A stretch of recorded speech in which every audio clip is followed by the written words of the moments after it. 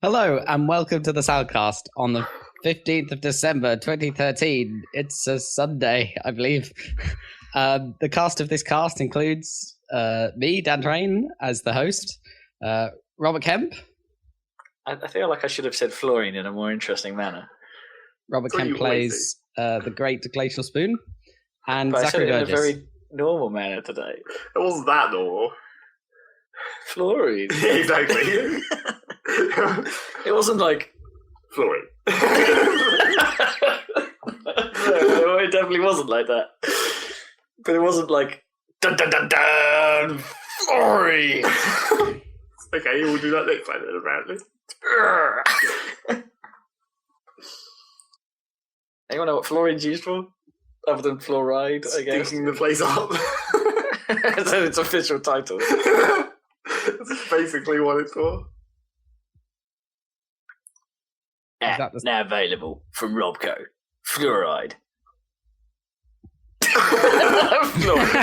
Are you just going to sell bulk chemicals? Is that going to be your new... You're going to be like... Well, we'd have to come up with some kind of, like, it has to fit with the fucker brand.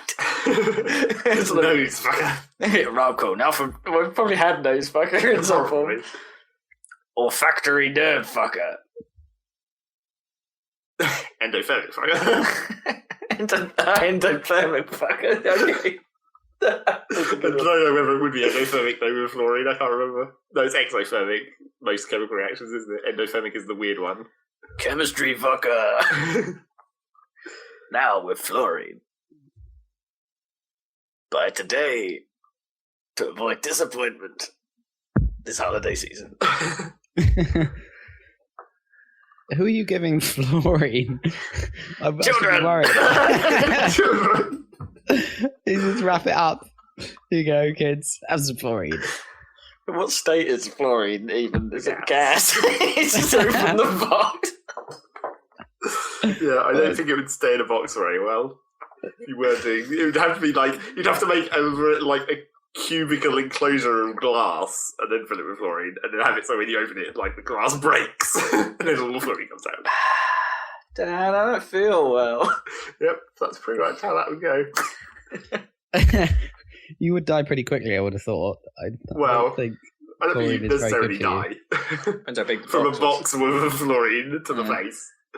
How concentrated sure? is this fluorine? Well, it depends on how much of it you actually breathed in when a big waft of fluorine hit you in the face. A waft of fluorine, like a box-sized waft. Yeah. That's how we measure. Is that what we're going to put on the box? volumes. Quantity, a watt. One waft. That sounds like a good quantity for like selling gases in. Oh no! Waft. This has got several wafts. This container. That's like how they should rate like aerosol cans. This can contains 5,000 wafts, pressurized. Individually wrapped wafts. The thing is, waft kind of implies like a large amount that's slow moving rather than like a Yeah, I guess spray. so. A waft would be a good name for one of those like Glade plug-in things. It probably already is, This or has been. Hey, I've The got one of Glade these. waft. It's like first there was the iPhone, then there was the Nest, now there's the waft. I don't think iPhone counts in that category. I don't know, like for over-stylized consumer electronics that add nothing. Oh, right, that category. I was thinking more along the lines of names that are just a freaking word. I suppose iPhone does add something, but you know, over-stylized like Something. hyper electronics. I guess Slightly. I'm going to call them hyper electronics, like hypercars. Okay, then. That makes sense. Somewhat. Yeah. RobCo is not in the business of hyper electronics. Isn't it? No. It's in the business of fucking electronics. It's in the business of regular electronics, super electronics, ultra electronics. Fucking electronics. It's official. It's official. Everyone alright? Yeah, let's actually maybe have a sane conversation for a minute. I'm Everyone's just suffering from generally quite fluorine scared. poisoning. But it's fluorine canisters to every child in the land from Bugger Industry. RobCo. That was the scene they cut from Children in Need. Children in need of flame. There's Cheryl Cole just going, after an unfortunate industrial accident, RobCo Industries accidentally poisoned 1 million children with fluorine-based presents. With 1 million wafts worth of fluorine. It's the most wafts of fluorine ever expelled at one time. Was it all coordinated? Well, so it wouldn't really be 1 million wafts. It'd be like a mega waft. 1 mega waft.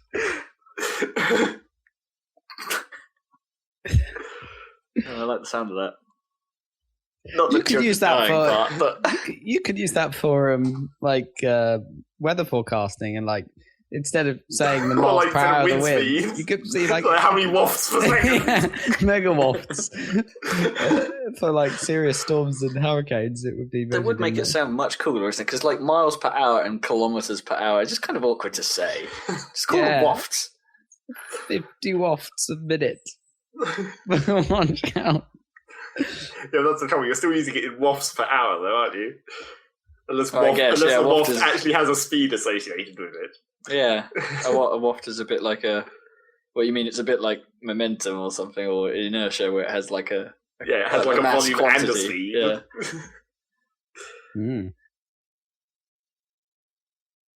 You could just convert that into momentum, I guess. Inertial wafts. Well, what is the unit of momentum anyway? Like, do you have to say it in subunits, like together? Do you have to say mass? Like Newton mass meters, seconds. Yeah, Newton meters or something. Yeah, like Newton. That. Yeah, that's not as good. Just call it wafts. There you go. That could work for like solids and things as well. No, probably not as well. Not really. It's like specific, so it's momentum. Units of momentum for gas. Is the waft. You could sort of use wafts, couldn't you? Because it wouldn't necessarily. Because if a waft is a measure of like mass, I guess for like these gases, I guess. No, it's got to have speed as well. No. If we're ignoring this whole momentum thing about waft, right? Okay. Like we're just going back to it being volume again. Well, no. Given that the pressure of the Earth's atmosphere is roughly constant, then if it's like a windy day, then surely you're getting the same number of wafts. Like, because it's not like you're getting a compressed bulk of waft coming at you. If you're getting fast waft, therefore it would still sort of apply because the other sort of factors don't. Yeah, but that's why when we were talking about wind speed, it was going to be like wafts per second. Oh, yeah, the waft is the volume. True. And how many of them are going past? Yeah, it would still be wafts per second, wouldn't it? Yeah. Rate of waft. You're going to start applying your calculus wafts.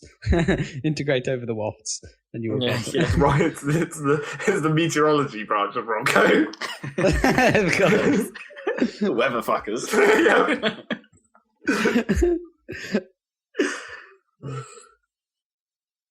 You're listening to the weather fucking channel.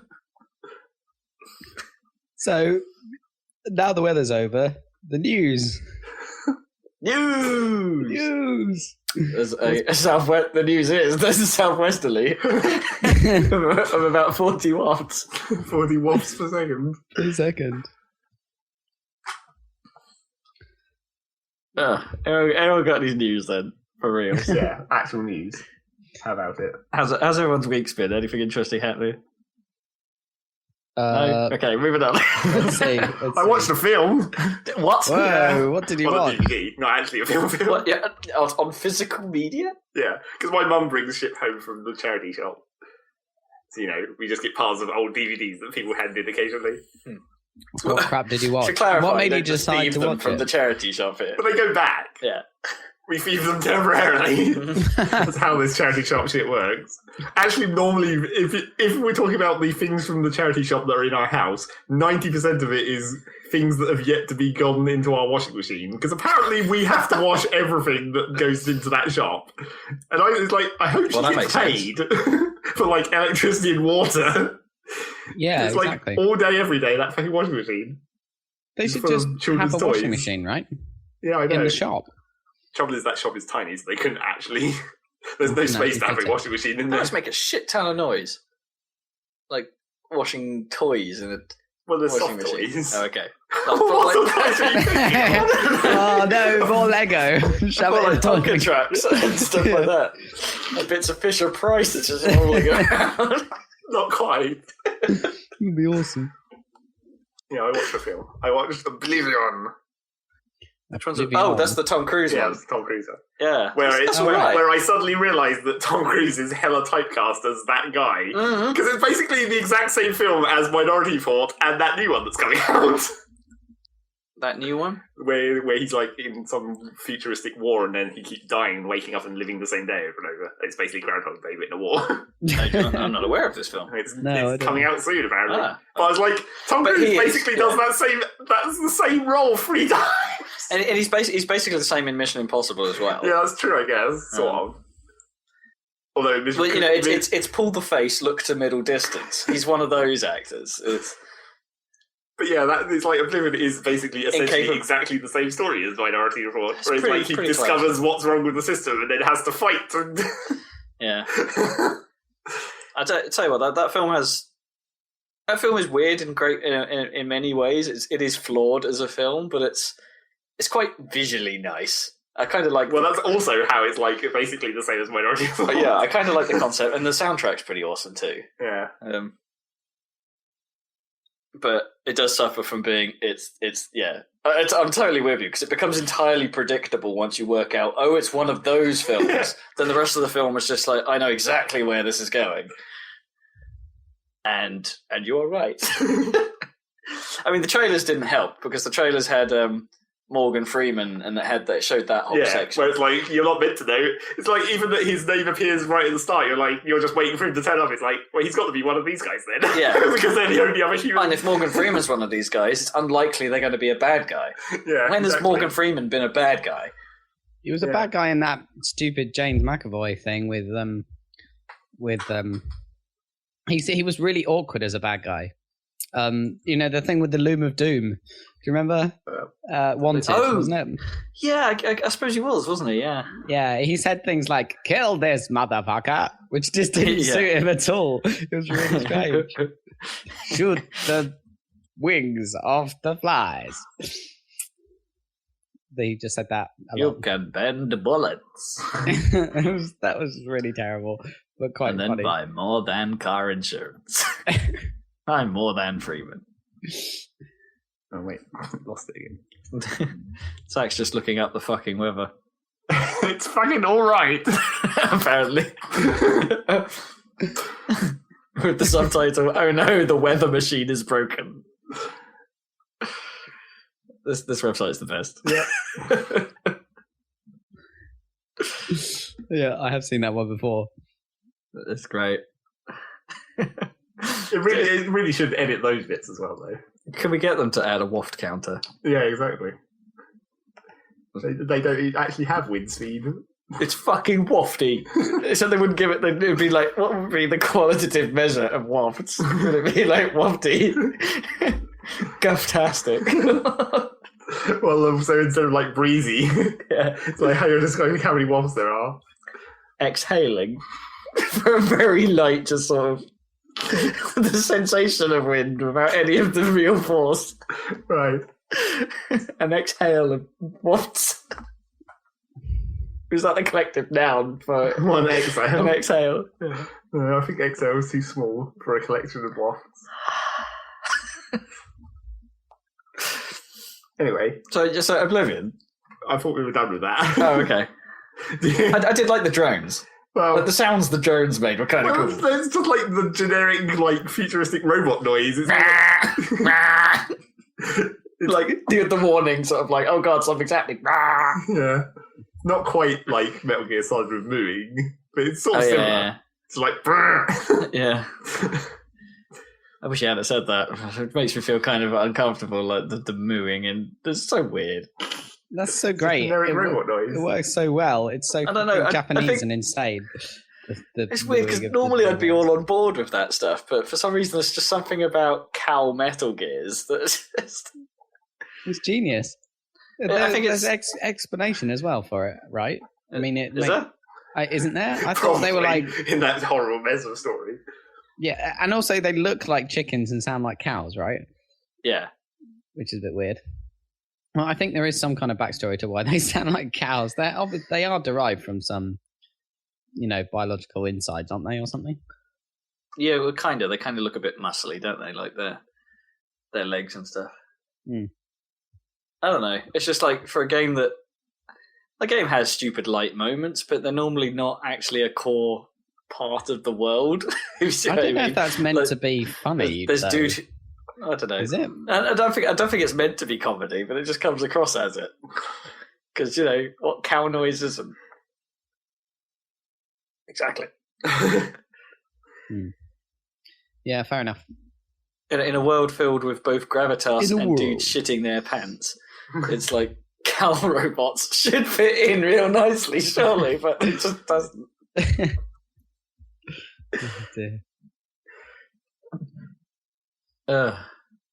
So that was your news. You watched a film. Yeah, you watched a film. News of the week. I saw Carrie. And you're saying thumbs down, are you? Or no, too generic? It was fine. It's a fun film. It's just you've probably seen it before. Yeah. Okay. And the Sky House. Oh, well, Sky House was kind of cool. With their ridiculous fucking swimming pool. Yeah, it just hangs off the bottom. Why would you even have a swimming pool? That's like a ridiculous luxury. Yeah, and especially considering the whole point of the what's wrong with the Earth is that the oceans are being drained. Yeah, but we can totally keep this little bit of water just for us. Yeah, that's to keep them happy, isn't it? So they never question going home. Yeah, I guess, but. What did they think that Triton was going to be like? Swimming pools for everyone.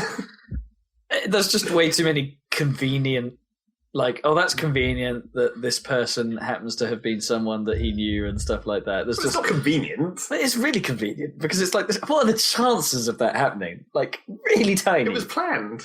What, that they'd meet, right, spoiler alert. Yeah, spoilers. That they'd meet the survivor who knew him. Well, because when he's right at the end where it does the flashback to the actual mission that made contact with the thing, he jettisons the other half of the ship to save them all, sure, including his wife, who's the person we're talking about. And then she goes in.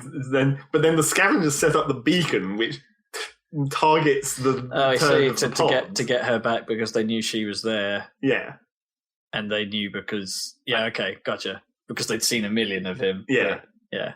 So they knew that he was. All right, sorry. Yeah, okay, it does all make sense. I hadn't thought that far through. It just all seemed like, oh, how convenient. Well, to be honest, it could have happened by itself anyway, because presumably if that pod crash landed anywhere, there would have been one of him in the vicinity. And she could have if he hadn't been having a bad day or something, he would have just probably fucking shot her or something. I don't know. Well, it was. I mean, that is the lucky part where she was. Everyone else died. She was the one pod that stayed inside the wreckage, so you could protect it from the drone. Yeah.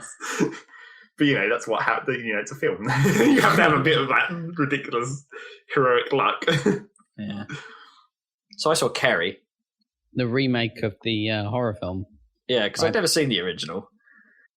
Brian De Palma, isn't it? First one. Anyway. Yeah, something like that. So I didn't really know what I was getting into, and it's. I don't know. Horror films aren't my thing at the best of time, but it's like. It's just I don't know, horror just seems so rote to me nowadays. I don't know. Right. Well, that is Stephen King's first ever novel, isn't it? Right. I guess. Carrie, I think. So it probably not I don't feel sophisticated as more modern stuff. No, I guess I feel they didn't really run with it. I suppose they didn't really sort of try and expand on it that much. They, from what I know about it, it just seemed very safe and very, it's got some nice effects, I guess, but. And it's also I guess the whole thing about, being about teenagers and stuff like that, I just can't help but maybe the older me is just like, you're all fucking idiots. Yeah, all teenagers in films are just twats. Yeah, exactly. All the time. It's really hard to...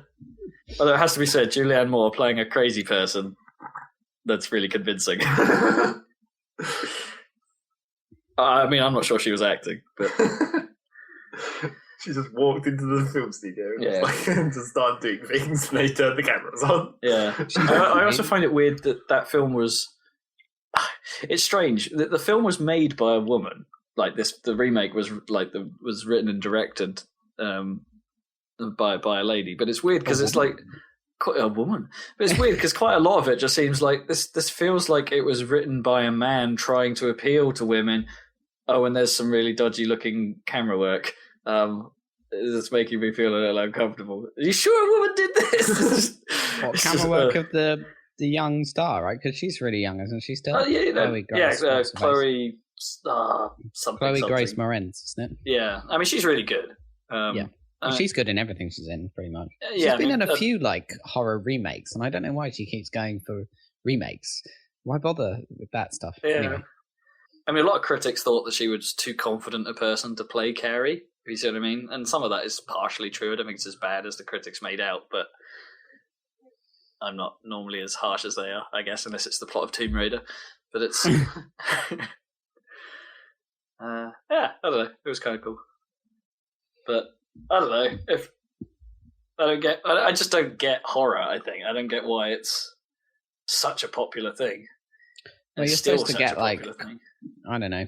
You're supposed to get like I don't know, adrenaline or something from like. Well, I guess there's the tension and then there's the release of when it's over. I suppose. Yeah, it's like film's over. Oh, I feel much better. Oh, that's done.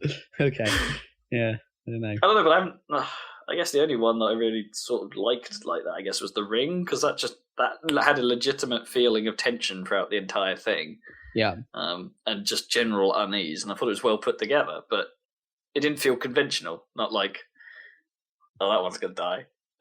Well, that was a Japanese film. I mean, they're always mental, aren't they? Yeah.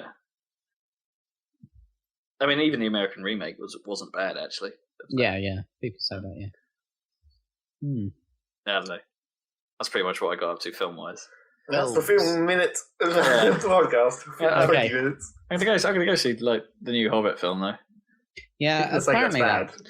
Really? I've heard it's like a lot of people have been. Oh, it's actually it's polarizing. Yeah, like I don't think there's not many people have said it's okay. They either say, "Well, this isn't that great because it's not Tolkien," or people have been saying, "This is friggin' awesome because it's basically an action film."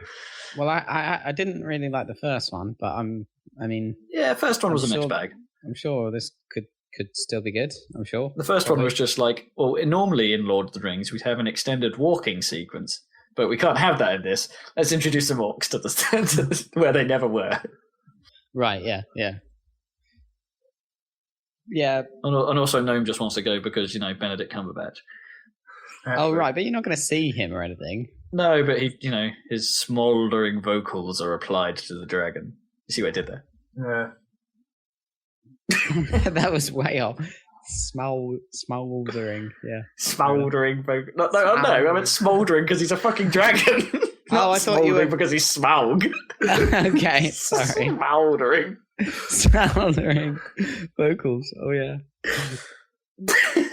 It's a double. You see what I'm working with?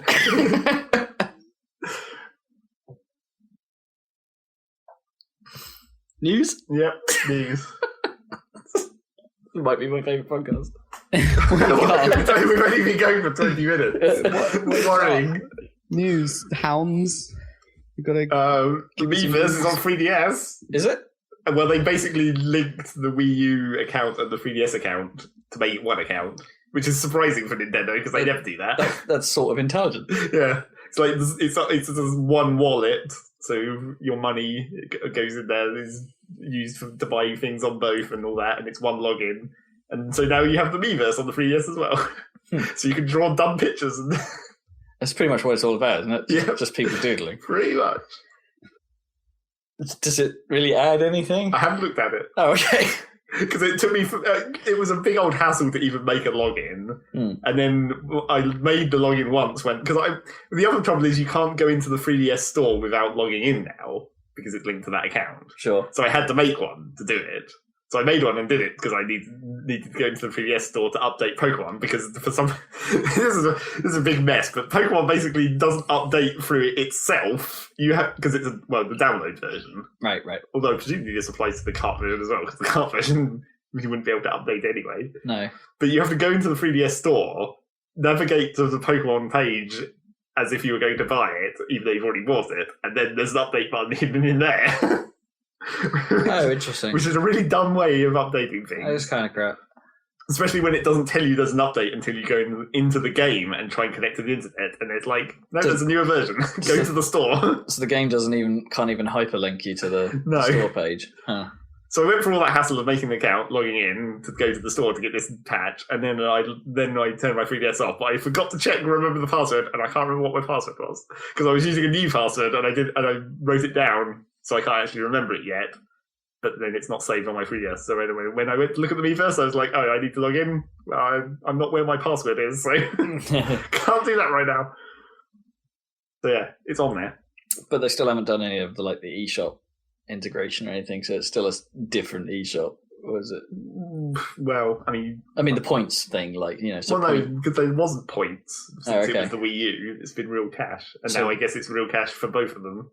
So if you have money in your Nintendo wallet, is that the same wallet across both stores now? Yeah, I think it is. Oh, okay. Well, that's an improvement. Although it did suggest that, I'm not even sure how this worked originally, but apparently if you had money of different currencies in your Nintendo wallet, right, it would get rid of any money that was in one of your non-standard currency. It was like, you'll lose that money forever unless you spend it. I was like, well, that's a bit of a bitch. Oh, wow. But I'm not sure why would you even have a wallet with two different currencies in for buying Nintendo stuff? It seems unlikely, doesn't it?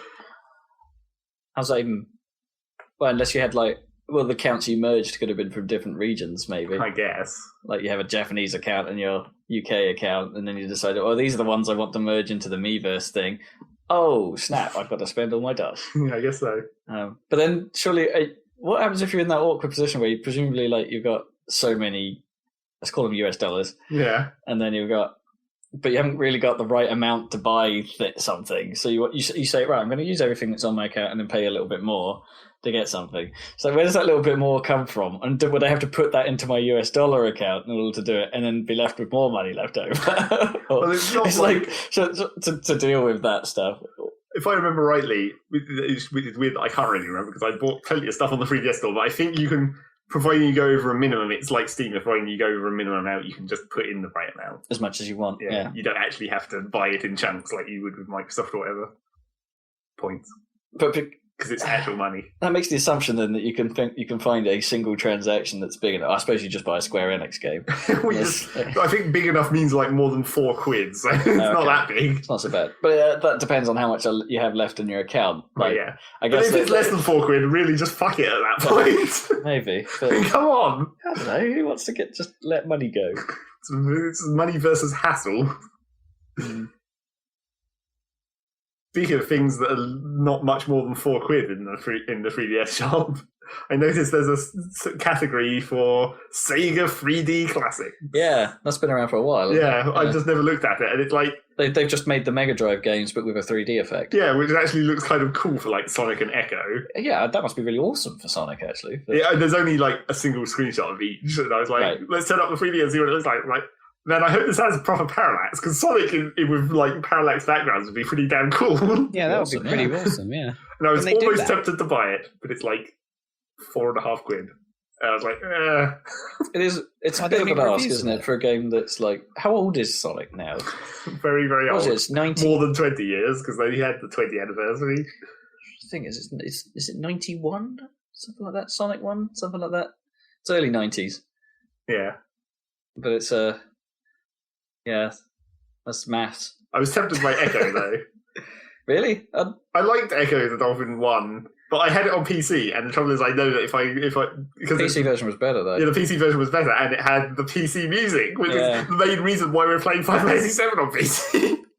I don't think that's the main reason. Music. It is the main reason.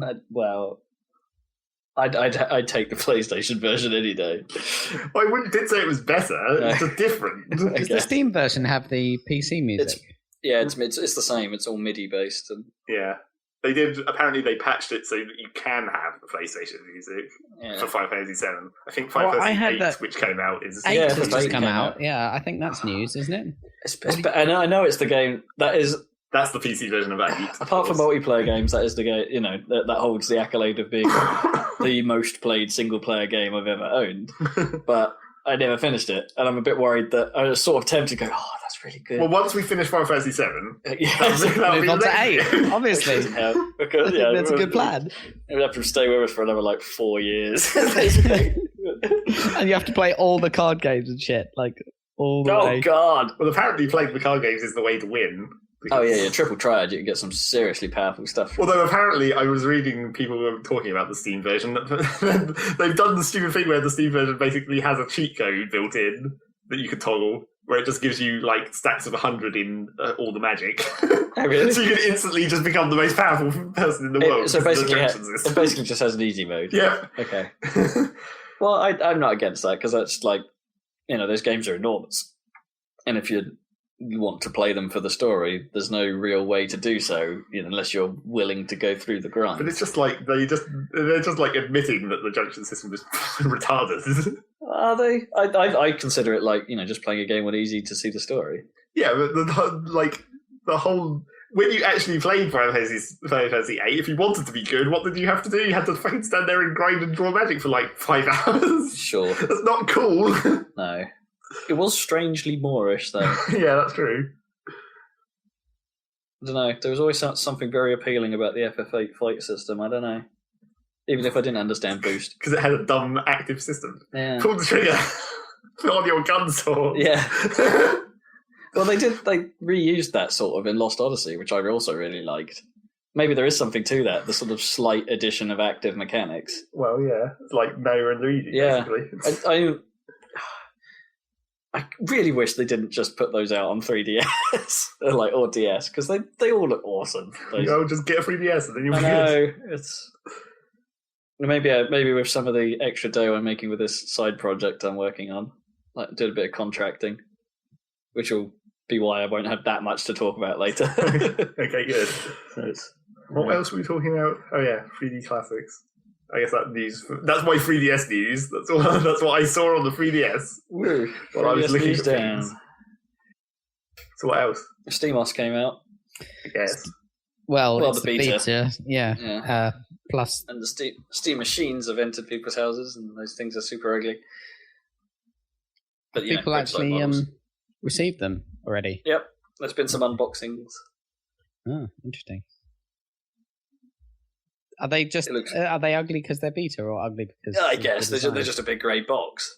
It looks like sort of the industrial metal that's just been not well machined. There's no design to it. Right. Okay. Well, that must be before. Yeah. They must have a case in the works. Yeah, we've seen it. I hope this isn't it. Let's put it that way, because it doesn't make sense for it to be this. You wouldn't be able to sell it as a consumer product as it is. It looks like, actually, I suppose a good example is, those build-it-yourself guitar pedals you have? Yeah, I know the ones, yeah. It's sort of reminiscent of that a little bit. It's slightly better, I suppose, but probably safe.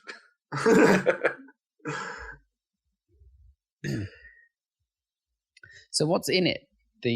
In the beta? News? We don't fucking know. I don't know. Well, they always said they were going to put out 3 different versions of that. Oh, right, okay. So it's got different combos of graphics cards and shit. Yeah, presumably for testing purposes, which makes a lot of sense. So yeah, if that's out in the wild, you can download it if you want. Although apparently, at the moment, I only saw this in passing, seconds before we went on air, actually. But it's not for the current version is not for Linux noobs, really. There may be some hurdles to getting it up and running if you're doing it yourself. It's not simple yet. Right, yeah. That's the impression I got. It probably takes a little bit of thinking about. I mean, it's based on Debian, right? It's not like Ubuntu or anything more user friendly. No. So yeah, probably a bit heavy metal to try it right now. But greater things will come once they've worked everything out and people have played with it and been given all their feedback and shit. Indubitably. I'm trying to look at a picture. It kind of reminds me of my dad's stereo equipment, to be honest, his amplifiers and stuff. Yeah, a little bit. Kind of very stereo equipment from the 70s, maybe. Yeah. But if you didn't mind cutting your finger on the edge. Indeed, and well, I have to see. I think there's some videos out there of people using the, the Oh yeah, there's some controller Portal with more 2 video games. with someone using the controller out and stuff like that. Oh, yeah. For realsies this time. Yeah, so that happened. I got to play with, like, as part of the rig that I'm using for my contracting work, a Windows 8 laptop. And it's like, damn, that boots fast. Yeah, I mean, that's one of the things about 8, isn't it? It's got faster boot times. It's like it's a mostly clean system. It's like got barely nothing on it, so is like, it an SSD? It's like fresh. Yeah, it is SSD as well. Yeah, because I use SSD on my my main machine for the Windows, and it does boot really fast. Not as fast as that, I wouldn't have thought, but still, it's pretty fast. Yeah, it's.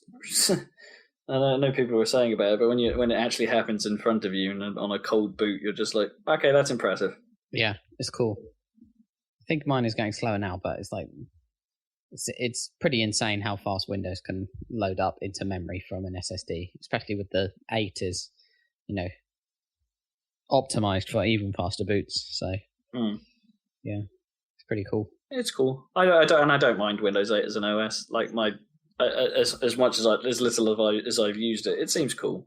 Have you got 8.1 on there or whatever? Not sure. If I'm honest, it's probably just 8, but right. It seems alright. I don't know. Oh no, it is 8.1. Sorry, because there's a start button. Right, cool. But yeah, I don't see what the big deal is. Why everyone hates it? It seems alright. It's on a laptop with a little touchscreen as well. That seems to work pretty cool. Yeah. Do you find yourself going from the mouse? I found myself going to the touchscreen. Yeah, I found myself going to the touchscreen like naturally, especially for the start menu. I mean, it's meant for touch, isn't it? Well, yeah, not even that. Just even using Windows, like on the desktop mode, I just end up finding myself like just touching things rather than trying to use the trackpad, and it's like because it's actually faster. Right. Well, over a trackpad, yeah. Yeah. I guess if I had a mouse attached, I might be doing it differently, but because I guess the motion to move my hand from the mouse to the screen might be a bit further, but. I don't know. I like it. So is that? Did you get yourself that, or is that for? No. That's part of the rig I'm doing in the user. It says it's not mine. But... Oh right, it's part of the contracting deal. Yeah. Or whatever. Okay. Cool. Is that the locksmith thing we're doing? No. This is something different. Oh right. Okay. Cool. There's a company in the building. Want me to do some hardware integration-y stuff. Oh, interesting. So yeah, it's been most of my week, most of my evenings has been taken up with that. But... fair enough. Okay, not many games then, but we've still got more news. I expect. You say GT6 has come out? Yeah, GT6 has come out, and on the PS3. Yeah, and the general consensus is that this is what the game GT5 promised to be. Yeah. Is actually for real in GT6. That's kind of what I was hoping. That seems to happen quite a bit with GT. Is that they kind of try and go all out. They kind of cock up the first version they release on the console, maybe, and then I don't know. GT1 was fairly revolutionary, but GT3 people have mixed opinions about, and 4 refined it, and then they cocked up 5, and then it still has some weird things like they've got rid of the it doesn't visibly tell you whether a car is premium or not, but there are definitely premium or not cars. Yeah. It's just that the knots are quite a lot better than they used to be. I saw some footage of like a premium car on like the Brands Hatch circuit, and it looked awesome.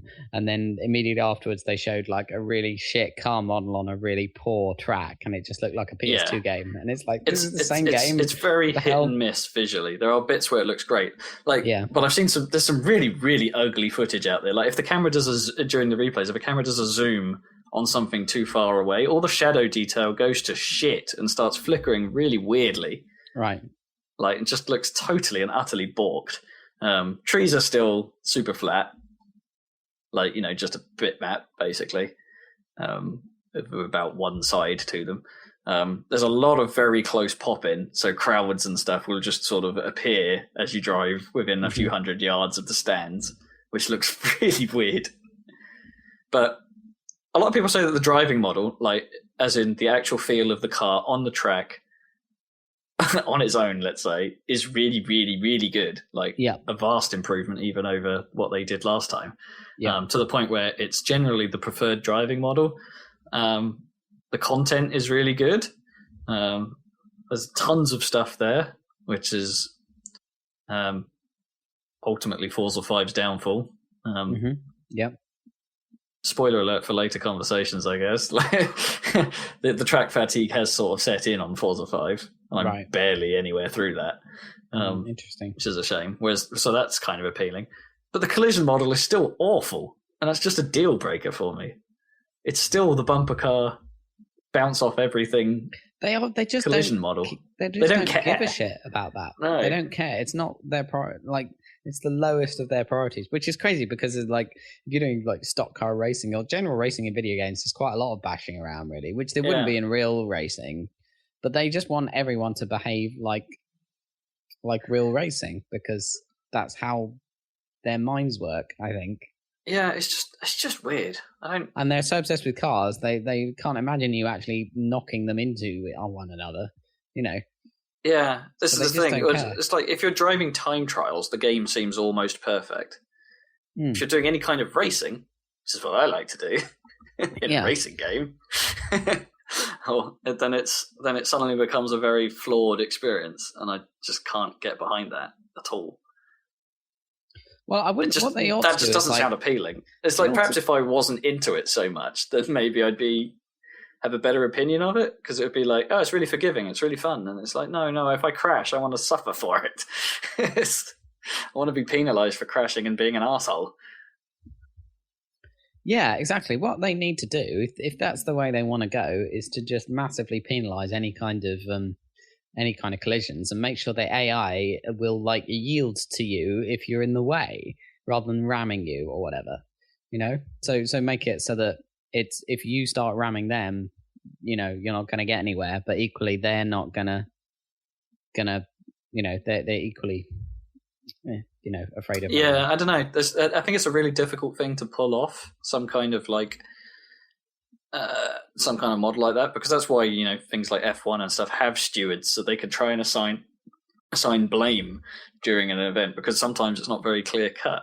And the unfortunate fact of playing video games, as I think I may have mentioned last time, did I mention that I tried Forza 5 multiplayer on the last cast? Yeah. And that everyone's an asshole. Yeah. And it's like... And then their driver cars become assholes as well. Yeah, exactly. It's vicious. Although driver cars are a lot more fun to race against than real people in that game, which is... I think if that's the case, you've got a problem on your hands. And it's like... Because Forza 5 doesn't really penalise aggressive driving. Barely... There are lots of bits of track you can just like take a horrific shortcut over without it slowing you down. I mean, Forza 5 does this thing where if it thinks you're taking a shortcut in a bit of... you're in a bit of track you're not supposed to be, it'll just slow you right down, like super unrealistically, but it's a way of stopping you just cutting corners. Oh, I see. Whereas, so they don't really go very far. I don't think they don't have any collision penalties or anything like that. They don't really have caution ratings and stuff like that. But they, the other extreme is a game. I think the TOCA games, when they were still about, they had concepts like drive-through penalties and black flags and stuff for aggressive driving, and that's starting to seem more and more appealing. And TOCA is like the kind of real-life racing that has the most bashing, probably, unless it's like Dodgems or some shit. I mean, the old TOCA games apparently had problems with that system because it would often give you the penalties for things that the AI did, stuff like that. And I guess that's where the trouble lies. No one's really mastered that system yet. Unless like someone could introduce a mode into like a racing game where you could be the race official. And like it tells you, there's been an incident, watch the replay, and then you make a decision on it. And then you're like, you've been given a drive-through penalty. Or if there was some kind of like, okay, you drive the race as you normally would maybe, but then you get like penalties dished out at the end of the race in terms of time that could then reorder the positions. I don't know. It's like the way it stands now, it's just not fun. But maybe GT5 gets around that problem by having such a simple collision model. Maybe multiplayer actually works because you can't fuck each other up. Maybe that's why they keep it that way. I mean, just need to try it, I guess. It's hard to say though. It doesn't seem right. I mean, like in Formula One, if two cars touch, like they're not going to be. No, they're probably off, aren't they? I don't know. It's like they describe themselves as the driving simulator, and it's like, okay, sure, you've got the driving bit right. They don't so by that logic, they're actually doing exactly what they set out to do. But the problem is that a lot of the game focuses around racing. Yeah, and it's like you can't have a racing game without simulating collisions correctly. unless you're Mario Kart, in which case it's fine. You only want some kind of rudimentary bounce mechanic on a kart racer, really. Yeah, pretty much. I don't know. I just wonder what they could do about, I don't know, the French problem. What, when you're being Frenched? Yeah. Or pit turned, I guess. Just happens all the bloody time. I don't know if it's... I don't think I've ever played an online multiplayer racing game that is, like... It's so hard to make those fun, because everyone's always an arsehole. Well, I don't know. I guess that's where, like, perhaps the scene of, like, iRacing and stuff like that perhaps appeals. It's a shame they're just not very visually appealing, or... Yeah, but with like, if you're playing iRacing, everyone's gonna kick your ass, aren't they? I mean, I guess it's super hardcore, but yeah, presumably they have like a league system, and you can start in the beginner ranks and go against noobs as well, and all that stuff. That's true. That's true. Probably, but you're probably if you're playing iRacing, you're always gonna be playing with people who give a shit about motorsport, I guess. But then perhaps, yeah. But I don't know. Absolutely. There's definitely room for a middle ground game. I don't know, or someone could just do something about not playing with assholes, or there'd be some reporting system to say this guy raced aggressively and therefore he gets matched with other aggressive racers, and like so I could move away, like purposefully choose to be matched with proper racers. I like to have a skill-based race in a game like that. Where the driving model is so good, I don't want to be firing red shells at people. Yeah, exactly.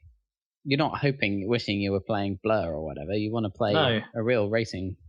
If I've been beat, I don't feel hard done by if I've been beaten by someone who has outdriven me. If I've cocked up on Laguna Seca on the last bloody lap and ballsing up the corkscrew real bad, I think I deserve to lose a few places.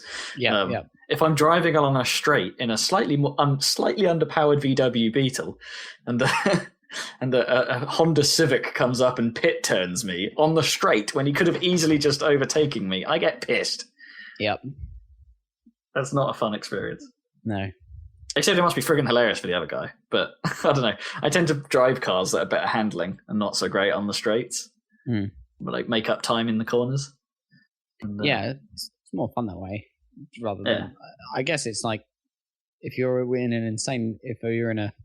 a car that can't corner, I guess that has a lot of skill to it, doesn't it? Because you've got to get around the corners at some point, and you've also got to brake when you're going like super fast at the end of the straight. You've got to choose your braking. Well, that's hard to know. I don't know. Driving a car that's like high powered but crap in the corner and still do well is a pretty good skill. Exactly. Yeah.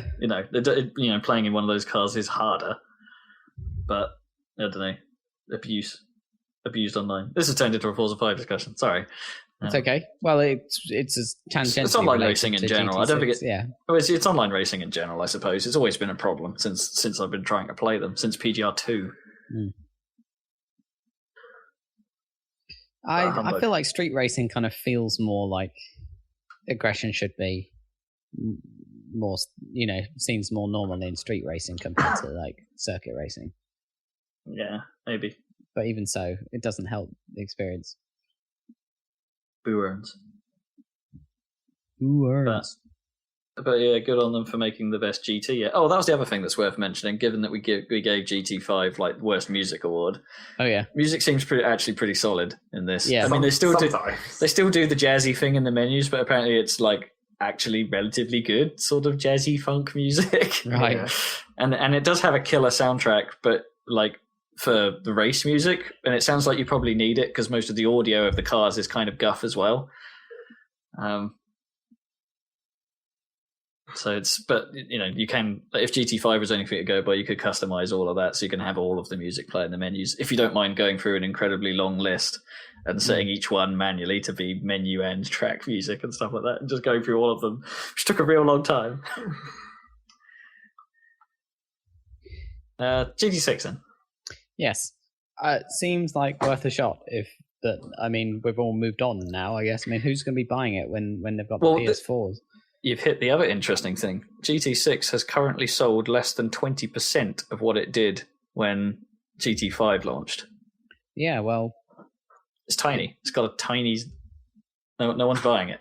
They timed it just wrong, because if they brought it out when GTA 5 came out, they would have had enough window to, like...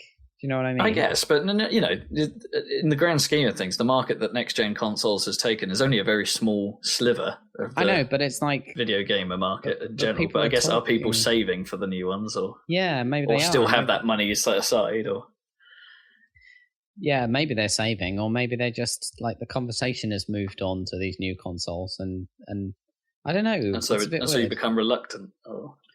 Yeah, it's like I'm sure there's quite a lot of people who probably, like with GTA 5, for example, I bet there's quite a few people who are only going to play it once, where they would have played previous titles multiple times because they've had to unplug they've run out of HDMI ports and they're plugging in their Xbox Ones and the PS4s, and it's like, well, that one goes in the attic now, and then they're not going to play GTA 5 again unless they buy it again on PC or whatever, which is quite, you know, not everyone will do. So sure, but unless you're into the sort of like GTA's brand of chaos, I suppose, and just going around the world doing shit. I mean, are you planning on going back to it? Well, I played GTA 4 more than once, but it was years apart. You know, there won't be another GTA for a long time, so I'm planning on playing it again, but it probably won't be for... I'll probably play Red Dead again before I play GTA 5 again, but it'll be a while. But I won't, you know... at that point, my 360 won't be out. I will probably play it on PC, but that's because I'm a mental fan of the series rather than most people wouldn't buy a game twice. So and I think that might apply to GT6 or whatever. It's like, well, I could get this and I could get a lot out of it, but I mean, the clock's running out. You know, it doesn't have the same life that another game might have. Sure. You know, at a different stage in the console cycle, purely because the machine is probably going to go in a box. Yeah, I mean, I'm going to try and set up my Xbox to be attached to like one of my PCs, I suppose. So it's set somewhere else. I don't have the right cabling to get the sound good right now, so I need to go and sort that out at some point. Hello, Amazon. But it's I'm probably end up saying, because I never had an HDMI port for this one. I suppose it already was kind of awkward, but it's more optical sound is the problem for me because my amp doesn't support HDMI audio. So it's, it's a bit of a shame. Yeah, what are we to do with all these consoles? I mean, God, it's a what weird you situation. to do is to buy a new amp because your amp is like the oldest thing in that entertainment centre now. Those things aren't cheap, though, man. No, that's true. I mean, the one I'm looking at is £300 plus, which does like full HDMI audio with plenty of slots and has AirPlay built in and stuff like that. That sounds okay. It's basically a Sony. It's the updated model of the one I have. It's just that it's been updated for many years. many years. Well, probably be a worthy investment because you'll probably have it for many years, indeed. Yeah, sure. But it's one of those things that aren't that much. But fun. I can make it last. Is the thing. Yeah. It's like it's not essential. Yeah, but at this point, if you actually get a new one, it'll be like suddenly they'll invent a new technology and then you'll be boned. It'll only last like 1 year. Yeah, that's true. I don't see anything surpassing HDMI in the near future, though, because it's all digital, all in one cable. Yeah. How can you beat that, really? Yeah, I think HDMI is here to stay. Well, unless they finally start doing like totally wireless comms between televisions and sadly, that's a way off. It'd be so cool if at some point all the wires disappear. I mean, just in general, it's not going to happen. Have all the wires gone? The technology won't be there yet, but all the wires will just disappear. It will be fun. Just evaporated. Like all the technology works, it's just all the wires. Oh man, we're gonna have to make a shit ton more wire. Oh god, just like how far does this go? Like, does that mean like all the cabling underground, all power is gone? No phones, no interwebs, no cat. No, the phones are there. They just not connected to anything. Just not connected. Yeah. Just like if all the wires disappeared but everything still worked, it'd be like you could never plug something into something else now. It'd be permanently attached to whatever it was last plugged into because the wire doesn't exist. You can't unplug it. Oh, what you mean? The opposite happens, that the wire the wire still exists, but everything gets fused. No. So there's no sockets anymore. Well, all sockets that. get closed off, and all wires get permanently attached to anything they're attached to. No, I just meant like all the wires disappear, but then there's just some mystical force that still causes the transmission of electricity in the signal along between the two objects that the wires were attached to. Oh, I see. So all the wires disappear, but you're stuck with this scenario forevermore, and you hope that your monitor doesn't ever die. Yeah, exactly. Or that you're... You can never unplug something. Yeah, because that even you wouldn't be able to change the hard drive in your PC because they're wired. Well, it depends how you define wire. I mean, if you've got wires inside your CPU, you're kind of boned when they no longer work. Are they called wires when it's like a pathway, I suppose? But it doesn't matter when it's inside the copper on CPU silicon. because you never replace those. That's true. Depends on our definition of wire here, I suppose. A bundle of cable that's external to a device. So yeah, for connectivity between wires are devices. going away soon. Okay. Prepare yourself for Wiregeddon. Shall we move on to what you've been playing? And I start guess. with Zachary Burgess. Well, there was the VGXs as well. If we wanted to talk I about have nothing to say about them. no, other than it. I saw a couple of clips from it, and it seemed awful. Yeah, apparently it was bad. Who was the host? Apparently, weirdly, apparently the main problem with it was that they didn't have a studio audience. Well, yeah, because they would say, and the game that wins is this, and then there'd be an awkward silence, and then the guy would try and rouse some sort of enthusiasm from the crew, and be like, "Come on!" and they'd be like, Woo! The exact opposite problem that you would have thought would happen. It's like normally studio audiences suck because they're always too enthusiastic about everything. But then it's only because they had a presenter that's a problem. Because like when you're watching like the Game of the Year videos like from Giant Bomb or GT or something, the fact that it's a produced thing, it doesn't need a big fanfare. Yeah. It's like, and the Game of the Year is, I suppose Giant Bomb, they've always sort of like said it all together. They do a cut, yeah. Yeah. Where it's just all of them going, Red Dead Redemption. Yeah, I don't know. It was dumb, we didn't watch it, and we don't care. I don't know, the VGAs were always dumb in the first place, because that was too big an event and too bonkers. But and they always gave shitty awards to dumb things like P-Molly. He's a dumb thing now. I think that's and the 2012 award for dumb thing in video games goes to Curiosity and Peter Molyneux. Pretty much. So, did you guys watch the stupid the Charlie Brooker thing? Yeah.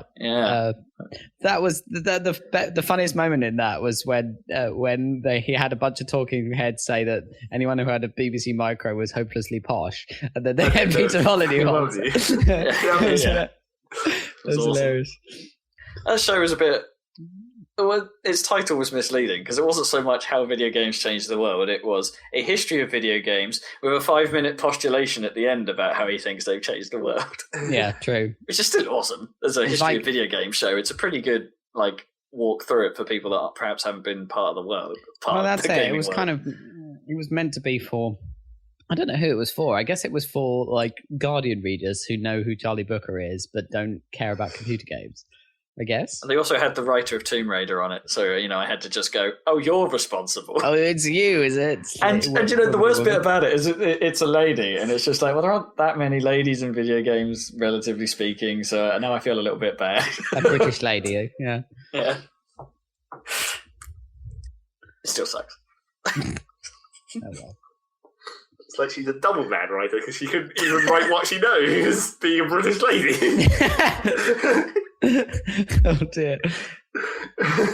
All British ladies have a they've got an advantage when writing Lara Croft stories. Obviously, that's how that works. End of news. I guess. Yeah. Okay. Peggle 2 came out. Oh yeah. So there you go. An Xbox One game got released. It's and I think that really barely even counts as an Xbox. I think that might be the last thing of the year to come out to be in the schedule for one. Yeah, that game would never have worked on the previous generation. Oh no, not at all. I mean, so next gen. You need the raw power, don't you? I mean, you thought you knew Extreme Fever, but exactly. Now you literally break out in herpes on your couch. Herpes or fever? I don't know. I've got malaria.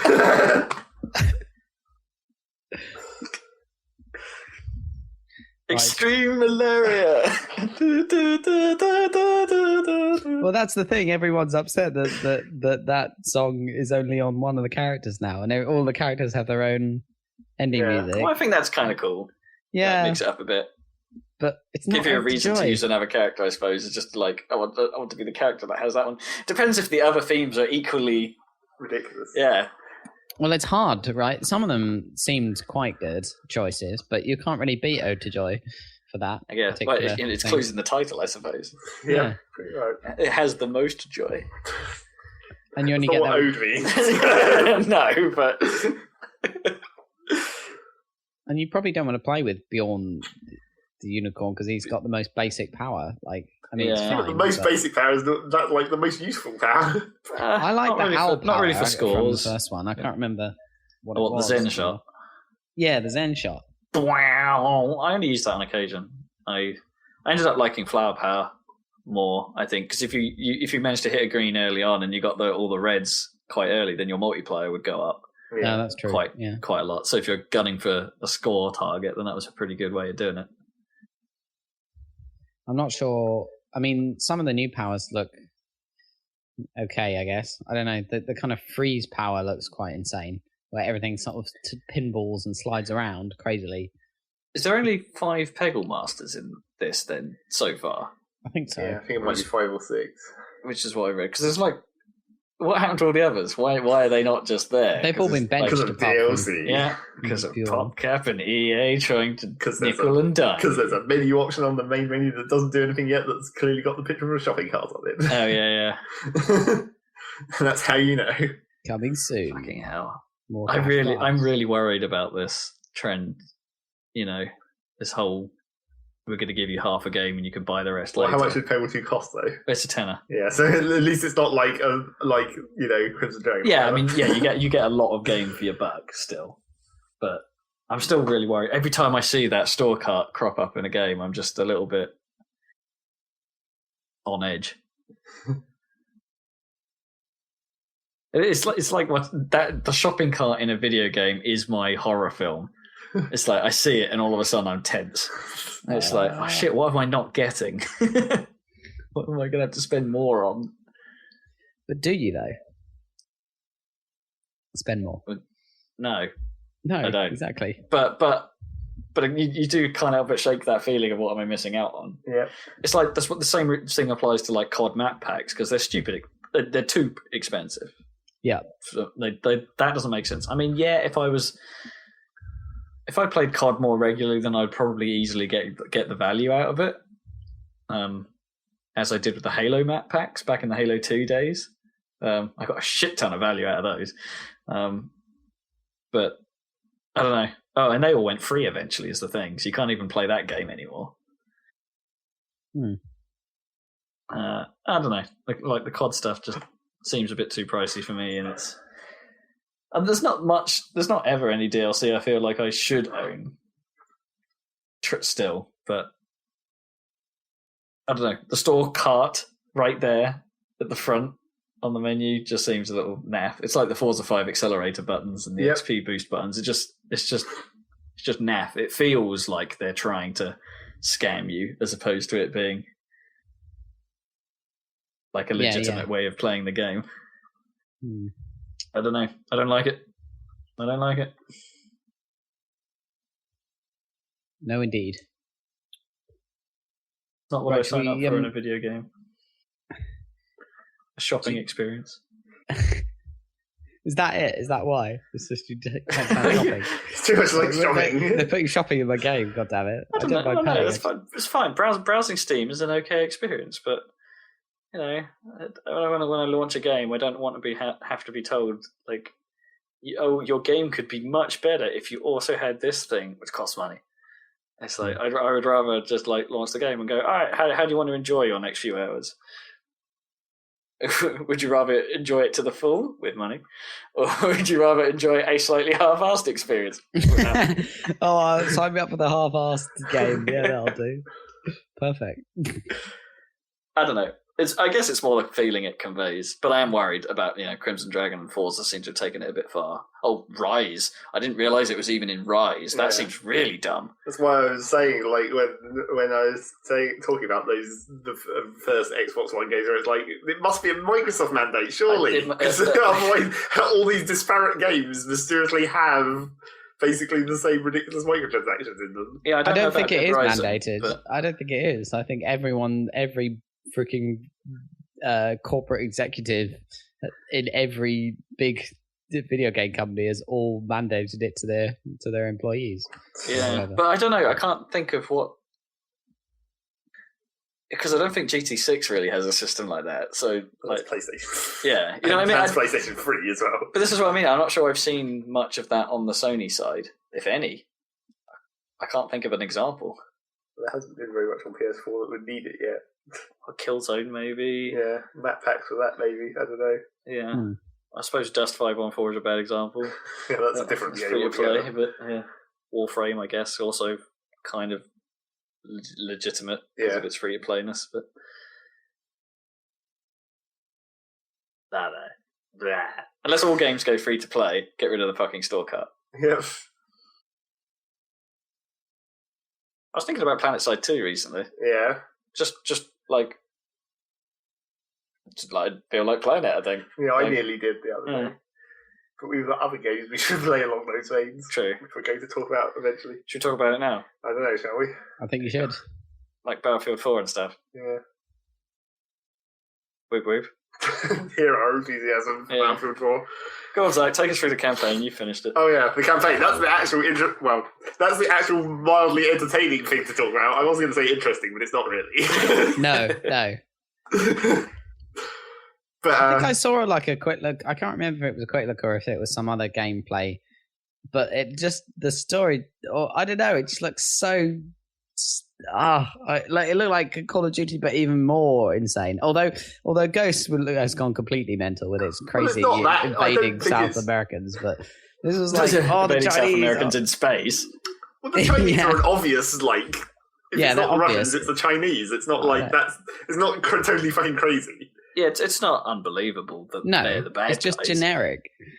But it's the main problem with the Battlefield 4 campaign, which I said to Rob, and he kind of agrees, is that like I'll tell you what the main problem is. What is the main problem? It's bad. But that's sort of what I've been saying, but in a more complicated way. Before I just get to the punch. The main problem with it is that you can't tell whether it's intentional or whether it's just really bad writing. It never really tells you what the fuck's going on. And you can't tell whether it's because it's like it's trying to simulate the fact that you're just a dude taking orders. In which case it does a really good job of that. Yeah, or whether it's just really bad writing. But yeah, there's nothing to engage you. There's nothing to make you want to do the things. You're just put into a situation and there's dudes to shoot and you have to get out. And it's like, it hangs together by practically nothing. Yeah. There's like the ongoing occasional theme of, hey, the black dude wants to save people. Yeah. And will occasionally buck orders to do it. And there is like the actual story that links everything together really revolves around the CIA, which is also why it's like, is it good writing that you don't know anything because it's the CIA? I haven't finished the campaign, but I'm more than halfway through it, and I still have no fucking idea what's going on. No, well, you've just got to the bit where like the major twist happens, but then it untwists. But is it a twist if I don't know what the fuck it's twisting? Well, it's like so that woman joins your squad. And it's really obvious almost immediately that she's going to be a traitor. Mainly because she's too awesome. Well, and also because the other guy doesn't like her, which must mean she's obviously going to be a traitor. Yeah, of course. Black guy doesn't like her, she must be bad. Yeah, exactly. And then surprise. Spoiler alerts, by the way. Yeah, for a nonsensical story. And then surprise, she betrays you. But then the bit that happens is just very slightly, literally after the bit of the mission that you're in, where you're in the fucking prison for some reason. Oh, by the way, no, I had to do this to save you, kind of thing, is it? Yeah, basically. Yeah. It's like you go to the prison and then you very nearly break out, and then she's there waiting for you, and then you get knocked down again by the guards. But then she's like, "Oh, I'm going to shoot the guards now." It was the only way. For fuck's sake. So yeah, that was dumb. And she's the CIA apparently, which is why she's awesome. Which is why she's a VIP. Yeah. Well, I guess there is the the other guy that when you go and rescue those VIPs... Yeah, he's still hanging. That other guy is actually... He just sort of disappears in Act 2. Yeah. Well, it's because you go off to do that airstrip thing and then you get captured and all that shit. But he just, like, even during the boats battle stuff, he just sort of disappears. It's like they moved him and everyone's like, what? And then it's never mentioned again. But he's just somewhere on the boat. Yeah. He's safe somewhere. Well, it's because at that point you don't know why he's important, because he is actually important. He's not just a dude. He's a very, very important person. Practically everyone in that game is unlikable. Practically everything about the way some of those missions are set is unlikable. Like the whole, apart from the visuals, it has to be said, the visuals are super nice. Of course they are. Well, I didn't like the water in some cases, and there's some smoke that's really bad. Like when you're going alongside the blown up aircraft carrier, that smoke is very terrible. I looked okay for me. I didn't notice anything bad with that. It's just like a grey mist that doesn't draw distance correctly. No, it looked fine for me. Maybe there's a setting or something. I don't know. I'm running it all on just the high default. Well, I'm running it on probably maximum. Oh, really? Wow. Probably. If I push it that far, then the frame rate goes below what I like. Yeah. And it's... I don't really notice much frame rates. But there's just like... But high, I think, is the equivalent of how the PS4 runs it. Yeah. And then the Ultra... There's still an Ultra. Yeah. Just because, PC. And then... But it's like... The one thing that I do like about the way Battlefield makes campaigns is at least they don't have enemy wells. That's true. It's like there's a set number of enemies in the vicinity, and then you kill them all, and then you just move on. Although COD... I suppose COD has moved away from that idea as well, sort of recently, except from the sections where you're supposed to be running away from stuff. Yeah. They have kind of moved away from that as well, because it was just way too obvious back in COD 4. Yeah. It's like you have to move past this unspecified barrier, and then all of a sudden the enemies will stop spawning, and some of them will run away. Yeah. But so it's like that does give Battlefield 4 a very slight opportunity, which they don't really ever properly exploit, but it does give it a very slight opportunity for stealth. So you can take out a few guys before you get spotted. Yeah, then stealth in an FPS game, I just generally have a problem with anyway, because it's like, I stab a few guys, I think I'll be really sneaky about it, and then someone will just go, blah, blah, blah, blah, blah, and then everyone's suddenly shooting at you immediately, and you're just like, I don't know what the fuck just happened. Well, actually, I think the problem with the stealth in Battlefield 4 is sometimes there's too much.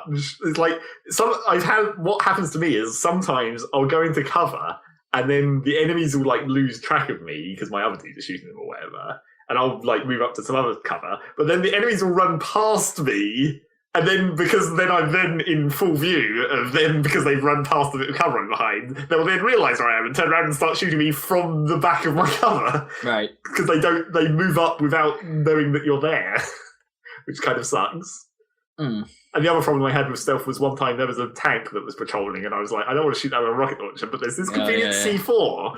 So I was like, look, this tank drives over this rickety bridge, so I can shove C4 on the bottom of the bridge and then blow it up, and that'd be cool. But for some reason, this rickety bridge is completely impervious to C4, so you have to stand next to the rickety bridge and chuck the C4 on top of it. I found that, because that section is at Shanghai with the... no, not those tanks. Yeah, there's two tanks just pulling around, and they're super dumb tanks. Where they just drive in a circle. You can just dance around them as well, and they don't really notice you or shoot at you, and you're just like foop a C4 onto the back. That is sort of realistic. I mean, tank. I guess the visibility's not great. Yeah, you can't see much out of a tank. But I was just like, hello. The problem is I think the last time I played a proper sort of tank section like that was back in Crisis. And that was fucking impossible because the tank had way too much visual acuity, and it was. And then the other problem with stealth in Battlefield 4 is one of the things that happened was that right at the start of because of the way. Obviously, before anyone sees you, you can just sit there and scout and use those stupid binoculars to mark everything on the map. So that's an awkward mechanic, by the way. It's sort of... I mean, it works. It makes sense. It's just the control for it. Hold down Q, Yeah, it's kind of bad. Not great. So especially if you're in a hurry. But then my problem with the game, of the campaign in general, is I just use one gun the entire way through. It's like the first DMR you get, you just one-shot, headshot everyone. It's like pew, pew, pew, pew. Been mostly the same, and the AI is really dumb. Yeah, it has to be said. There's one scene in particular I remember during the boat battle where dudes are sort of coming in through a sea-facing wall, I suppose, and just walking into this little what looks like a hangar, I suppose. But I don't know. There's little bits of cover here and there, but you can just sort of be running around right next to them, and they'll still be running in to their predetermined spot, and then realise you're there behind you and sort of turn around, and then you're like, yeah, I'm right here, douchebag. Shut.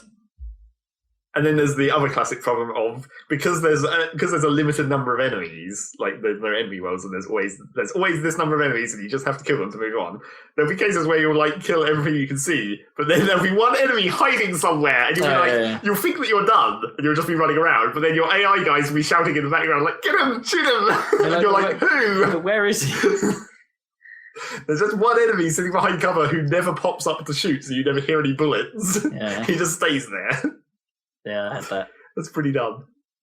And then there's the hilarious bugs, of which there are some, but I've only had one. The only one that springs to mind for me was there was a crash bug. Like it didn't load between levels and just booted me. So yeah, I sort of had that, but what was happening on my one is whenever my internet connection dropped, it just kicked me to the menu. Oh, that's nasty. And made me reload the checkpoint.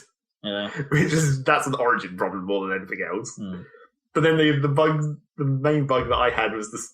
There's a video which I'm sure many people have seen of a bug where if you climb off a ladder too quickly behind an AI, it chucks you off the ladder and you go flying. And so I'd seen this in the YouTube video where it's on the aircraft carrier and he tries to climb this ladder and he pings off the ladder, goes flying off the aircraft carrier and lands in the sea. And so the first time that I had that bug happen as well, and it chucked me into the sea, and I was like, well, shit. But then I discovered that the aircraft carrier doesn't actually sit in the sea. It like hovers above the sea because you're never meant to see it from below. So there's not actually any way to get back onto the aircraft carrier for a start. So that was annoying, but fine. But then the second time this bug happened, it pinged me vertically straight upwards. So I just went miles in the air, flew back down and died. But because of the stupid checkpointing system, because I'd been stationary for a split second in midair, it checkpointed me in midair. So every time I just spawn in midair, fall to my death, spawn in midair, fall to my death. Because for some reason they don't give me a parachute like, like normal Battlefield sometimes does. It just gives you parachutes for no reason. So I just kept spawning in midair and falling to my death until I found like there was a very specific like bit of rigging on the boat that for some reason negated fall damage if you hit it. So I was like, quick, I have to glide into this bit of rigging before I hit the deck. That's so funny. Do you manage to get out of it then? Yeah, eventually. That sounds so boring. It's just, it's not great. I mean, but if you want to use it as a sort of tech demo, well, it's pretty great. I mean, visually, it's lovely. It's just... they like failed on their vehicle sections again. It's not like they didn't bother. They didn't even bother trying to put in an aircraft section this time. No, well, that was underwhelming last time. Well, no, but they should have done it better. They should have actually had you do a proper dogfight. Yeah, proper aircraft flying. Even if they just made it skippable or something, I don't know, to just be able to get through it if you wanted. Although, on the other hand, they decided not to do their stupid jumping around with characters this time, so it wouldn't have made any sense for your guy to be flying a plane. No. But yeah, then the tank section the tank section was bad. Uninteresting. Yeah, that whole level was bad. The whole one in the storm. Although apparently it sucked for Rob because he for some reason the tank that he got didn't have thermal and my one did. So, I did. So I could just turn on thermal and see everything. And Rob couldn't see shit. I just had a zoom lens. I didn't have thermal vision on mine. And it's like, and that would have helped all because it's like crazy, like dark and rainy. Yeah, the spray everywhere. Smoke lingers for a long time in that game. Yeah, and so if and there was just a tank behind me at one point that just no one had seen, and it pretty much immobilized me in one shot. And it's like, well, this is done. Yep. And so I did most of it on foot, and then there's a sort of a really crappy section with a bit of parkland with hills, and there's about 3 tanks around, and I didn't have my tank. I only had this LAV thing, and an LAV versus a tank is a bit of an unfair fight. We were playing in hard mode, so it was really, really awkward. I spent most of that time just running around the park on foot, like remembering that tanks are a bit derpy against guys on foot. Just run up next to them. Pretty much. So it was, I don't know, that whole level was just bad. Yeah, it was kind of creepy. So yeah, that's the campaign, I guess. Yeah, and you. But who buys Battlefield for the campaign? Honestly, it's. But on the other hand, the multiplayer doesn't. I'm not liking that much either, really. Oh, I don't know. Like the last session we played, I thought was fine. Yeah, it was okay. That was pretty good fun. I had some good runs. There's something about it. I just don't think the weapons feel as good any longer. I think they feel the same. I think the game feels exactly the same. I don't know. It's something. The handling of the weapons and like. I don't think the sound effects are as good either. Somehow, some of the sounds are the same. Yeah, most of them are. Yeah. But I think some of the weapon sounds just don't. And the main problem with the multiplayer is just the unlock tree. The progression system the unlock tree really bad. It's kind of nuts. So how does it work this time around? Well, they sort of tried to make it, I guess, more legitimate. They're trying to force you to play multiple different classes by like making you play that class in order to unlock, say, a weapon group. Well, no, because what they do is they lock the unlock of a weapon group in a class, but once you have that weapon group, they're much more liberal about which class to take. Yeah, sure. Any class can then use that weapon group. Yeah, but it's the fact that it forces you down that tree. Yeah, but not very far. It's normally like the third unlock on the different classes is the. Well, yeah, but each class tends to only start with one viable primary. Well, so each class does only start with one gun because of that unlock system where you have to use a type of gun to unlock more of that type of gun. It's no longer. That's the main problem with it is that they've no longer put the gun unlocks in the class tree. If the first gun in that tree is a shitter. Or you just don't like it. Or you just don't like it. You've got to put up with it in order to perhaps see if the next one's any better. Yeah. And it's like, whereas on the old, because it was just more of a linear gun unlock system. Well, in the old one, the guns were mixed into the class tree. So if you say you were playing a sniper and you were just in a tank the whole game, you'd still unlock sniper guns because you'd be getting sniper score. Yeah, for being a sniper kit, but that doesn't happen anymore. No. So you have to use the shitty gun. Yeah, so you can't. If you want shotguns, you have to use whatever shotgun you get until you get another one. But then, and then the only way really to sort of smooth out a system like that is to make the opening gun pretty good. But then, what stops you from actually needing a progression system at that point? What's the point at that point? Yeah. Yeah.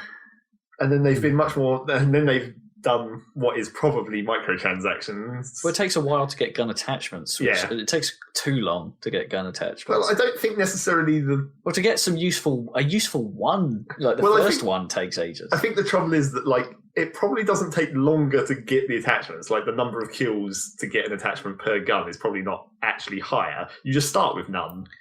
Yeah. It doesn't even give you a selection to start with any longer. You just get like, here's iron sights. Go out there and shoot things until you get scoped. I usually felt. I think it was a shorter route to get to something like like an ACOG or something or a reflex sight tended to be one of the first ones. Well, yeah. And it's for most of the guns, but that feels like a longer distance. But then you've got the other you still have the multiple attachment system and the multiple. I don't know. For me, actually, the fact is more that they just ballsed up you still can't modify your soldier during the end of round time. It's like, so what am I going to do with this 30 seconds other than sit here and go, look at some numbers went up? It's like, I could use this time, but kitting out my soldier with that fancy stuff I just got. Well, the problem with the weapon attachments is you don't get, it's all on the battle packs now, which is obviously a microtransaction thing because they're bastards. It's like they're doing the Mass Effect thing. For each gun, you get like, where every 10 kills or whatever, you get one of the attachments, but you only get like 11 out of the probably 30 attachments, and then the other 20 are like unlocked via battle packs, which is their stupid. You get battle packs by leveling up, basically. Every few ranks, you get a free battle pack, but I reckon if you go and look at the store page, you can probably buy them. You can buy them. Same with like the stuff from the battle packs. I think you can just buy them if you want them. Yeah. It's really annoying because it's like you're not even going to get any of most of the attachments. I'm wondering if it's actually possible to get all of the attachments just from ranking up. Well, I think it might be if you do, because when you look at the attachment unlock tree for a single weapon, you get like the 11 attachments that you get from just getting kills, and it's like 200 kills for the last of those. But then, like, for every 50 kills after that, you get a weapon-specific battle pack, which I assume will give you the other attachments, but the question is whether those battle packs are random as well. Because if you just get this, I don't think it would make you get the same thing twice, because I don't think it has the capability to do that. I don't think it can. No, I don't think you can get duplicates. No. So presumably, if you get all of those, because different weapons have different numbers, and judging by how many battle packs there are compared to how many attachments there are, it looks like it's probably about the right amount of weapon-specific battle packs for the number of additional attachments. But still, that's a fucking long way to go to get those, because it's like 200 kills with one specific weapon, and then another 50 for each of those battle packs. Yeah. So yeah, kind of annoying. But EA continuing their recent streak of experimenting with this stuff, I guess. This one, I think, is a lot more acceptable, perhaps, than some of the stuff they've tried to pull. I don't know. It doesn't feel so bad. Maybe. It's a bit unnecessary, though, just in general, right? The complexity of the progression system is unnecessary. I think my other problem with it is that now that they've separated all the guns into their own tree and it's no longer related to the kit, that also screws up, like, there's an entire fucking unlock tree for pistols, and you only get points for that if you do things with pistols. So it's like, how are you ever going to unlock these fucking 20 pistols when all you get for score on that tree is by shooting things with pistols? You know, I haven't. Do they still have the co-op? No, there's no co-op mode. Because I hadn't heard anything about that. I was kind of interested to see what they could have done with that, because it wasn't terrible in the last one. It wasn't great, and there were just the odd moment where it completely broke, I suppose. And it was fucking impossible in some cases. Yeah. It would have been interesting to see if they could have carried that on, but given, I don't know, based on the strength of the campaign, they probably couldn't. On the plus side, of things that are in Battlefield 4 that are actually good, they put in the test range, which is actually a good idea, thank God. The test range is fun, because I got out your joystick, Dan, to try and learn to fly and play in both helicopters, because I sucked in helicopters before, and I think I'm slightly better at it with the joystick. Okay. I'm still not very good, but slightly better. Flying planes is taking some getting used to with the stick. For some reason, I find the joypad for that just easier. Mm-hmm. And I had some real problems with getting Battlefield not to show the stupid battle log menu upon pressing one of the buttons on the joystick that I had assigned to Afterburner. That's no good. Weird. Yeah, so I've basically just not assigned anything to that button, and now nothing happens if I push it. But if I assign something to that button, then the battle log appears. So it's kind of, there's something a bit fucked going on there. But yeah, so the test range is just like an offline island where you can just use all of the weapons and vehicles. Yeah, I don't know about all the weapons. I couldn't find if it does spawn all of the weapons. It spawns like all the sniper rifles and then like some of the rocket launchers. Right. But I couldn't see if it has spawned like all the assault guns or whatever. Sure. I just like it because, as I say, for flying a plane and flying a helicopter is definitely a skill you have to learn. Well, and it's something that will inevitably piss everyone off if you do it badly in a multiplayer game. Yeah. If you just take the plane and crash. Well, I did do that quite a few times. I think the planes do feel a little different this time. Or maybe the joystick is just making me think that. They don't feel quite as responsive to me as they did before. But maybe that is the joystick. I don't know. That one's... Maybe. I tried setting the sensitivity up and stuff, and I'm using all of its axes and stuff like that all the time. I always have to reduce dead zone to like absolute minimum I can get before there's noise on it. And I don't know if there is a dead zone option in the Battlefield options. I'll have a look, because if the dead zone is normally large on that thing, maybe I should have a tweak. But that's useful. It feels cool, having a big stick in front of you and doing that stuff, and then pulling a fucking trigger. Yeah, it's awesome. Yeah, that trigger's pretty good as well on that Cytec type thing. Yeah, Cytec Evo, isn't it, or something? Yeah. They still make joysticks like that. I don't know if they do, because there aren't... Cytec, I think they still do. They're still in that industry. Although they were talking about some other brands, weren't they, like as being the go-tos on the Bombcast this week. Oh, that was something we didn't talk about. The No Man's Sky thing. From the VGX. That game is cool. It's like another one of those ridiculous games that's never going to actually be as good as people say it's going to be. No, it's one of those games that's got so much potential, but knowing that it's being made by 4 people, probably not going to live up to any of its hype. But I saw a preview of something that I thought probably wasn't going to be as good as it, as Tales it from seemed, the Borderlands, but it actually looks awesome. Is Elite Dangerous? There's Elite, the new an Elite. actual An actual whoa. Yeah, by David Whoa. Braben. Who, he's making it in Cambridge, and I thought, but actually, it looks pretty cool. And they're talking about they're doing a closed beta of the combat part, and that's the part that they showed to Craig from Rock Paper Shotgun, and it sounded pretty cool. Like they, just this one thing, there's one tiny detail that he was talking about, which is like. When you're doing the kind of space combat, which is just, as far as I could tell, it's just I don't really understand, because Craig was kind of reporting, or the guy was reporting on like a classic X-Wing style, move your energy between your shields, your weapons, and your engines, as if that was a new thing, which was a bit weird, because that's been around forever, right? I'm not sure it's really been done since the Wing Commander games. Well, Wing Commander had it, X-Wing had it, and Free Space had it, right? They all had that same system, right? So it seems weird to talk about it as if the reason why I say Wing Commander is I think Wing Commander was the last series to have been going that had that in it. Yeah, fair enough. Anyway, so it has that, but more importantly, it has this thing to do with the momentum of your ship and stuff, that where there's a little white line apparently appears on the throttle display to show you the optimum speed to outturn the person you're dogfighting with that you've got selected. So that sounds like it could really make the dogfighting quite a lot more fun, because I used to sort of try and slow down and slide around and then do that drifty thing. Yeah, to try and cut inside so that you could get so that you could get your guns trained on them, rather than going around and around each other in circles or whatever, which tended to happen. But if they've actually got that built in as a mechanic, that sounds cool. And they're talking about having every star in the local group of the accurately mapped, so they're exactly the same as in the real. Okay. So if you go to the Earth, if you go to the Sol system and then you look out, you see all the stars in the right places in the sky, etc. I was to say, that's not very elite. Elite was all about the procedural. Well, it is procedural, I think, quite a lot of it. Although I'm not sure the exact extent of the proceduralness, because I don't know how much you can do that these days without it, looking weird.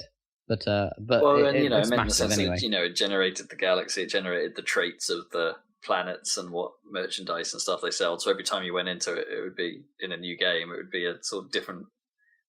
You'd probably have to go at things differently because of where stuff was. Today I probably need to deal in slaves. Yeah. Oh no, slave time. Man, I used to love Elite when I was a kid and impressionable and didn't need to think too much. You had to think quite a lot about that, relatively speaking. I wasn't smart enough to when I was playing Elite, but. So yeah, that looked really good. It's interesting you brought that, because I did think of Elite as No Man's Sky was being described. Well, it's when they flew up from the planet out into space, and it's well, how many times does people want? Well, I didn't even need that. It's just the sort of going between planets, having an adventure. The fact that you can lose as much as you gain as you go through, and it's the persistence of it sounds kind of interesting, but. The sort of, I don't know, I guess modern me needs more of a goal, as I've discussed before. It's what is the goal of those games going to be other than just keep going until you die? Well, it's all going to be about upgrading your ship and stuff, isn't it? And getting all the different craziness. I guess that's why, I don't know, I didn't really get into neither of us really got into the freelancers, out of game stuff, partly because there wasn't actually much variation in the content, but Zach got really into it. You did all the crazy trading and shit, didn't you, when it was all offline as well? Well, not that much. I mean, it was just it was a way to make money, but it was just it was the trouble with freelancing was that if you were playing the single player thing, you couldn't do most of it until after the end of the game, and then it felt pointless because you finished the game. But that's what I mean, yeah. But then in multiplayer, it was well, you could do that, but then you'd have to find a multiplayer server, and that was a big old hassle in freelancer because it was all locked into your character created on this server, and then you had to start over, and then those people who would just come and kill you, of course, because it's multiplayer. But it was, I don't know, but you kind of hit the nail there in what I was trying to get at, that when the story of that finished, the game kind of felt empty. Well, it was more because what there was to do in Freelancer never changed for the entirety of the story, and by the time you're done with the story, it's like, Jesus Christ, I'm done doing these 4 types of mission. I guess. Forever. Yeah. And knowing the people that do. Because, I mean, the post-game stuff that you do in Freelancer, when it's like, those bits where you're actually exploring new stuff, and that's actually interesting then, like where it's like, oh look, this system is a neutron star, which means you're just taking hull damage all the time because of the radiation. So you better fly for it real quick. And all that kind of stuff. It's like when it's actually new, interesting things to see, that is kind of interesting. But there's only so much of that. That was kind of cool, though. I mean, it was cool seeing the kind of edges of the crazy systems that they came out with for Freelance that you wouldn't have seen in the story. Even if there was no point, really. It was still kind of cool. Anyway, Battlefield. Yeah, anyway. It's probably all right. Yeah, I'm sort of with you in that I'm still a bit jury's out on how I feel about it. I don't feel like I'm unlocking stuff fast enough. That's my main problem. Well, yeah, that's why I sort of... Like, I wouldn't mind the unlock trees if I was getting a little bit faster, maybe. Yeah.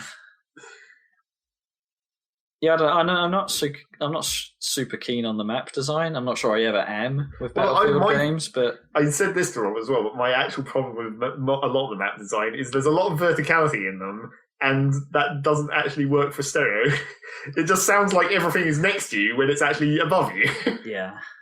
So you'll hear people running around. It's like, is that person about to come around the corner and kill me, or is that the guy on the floor below? Because I can't hear it coming from the staircase or that kind of stuff.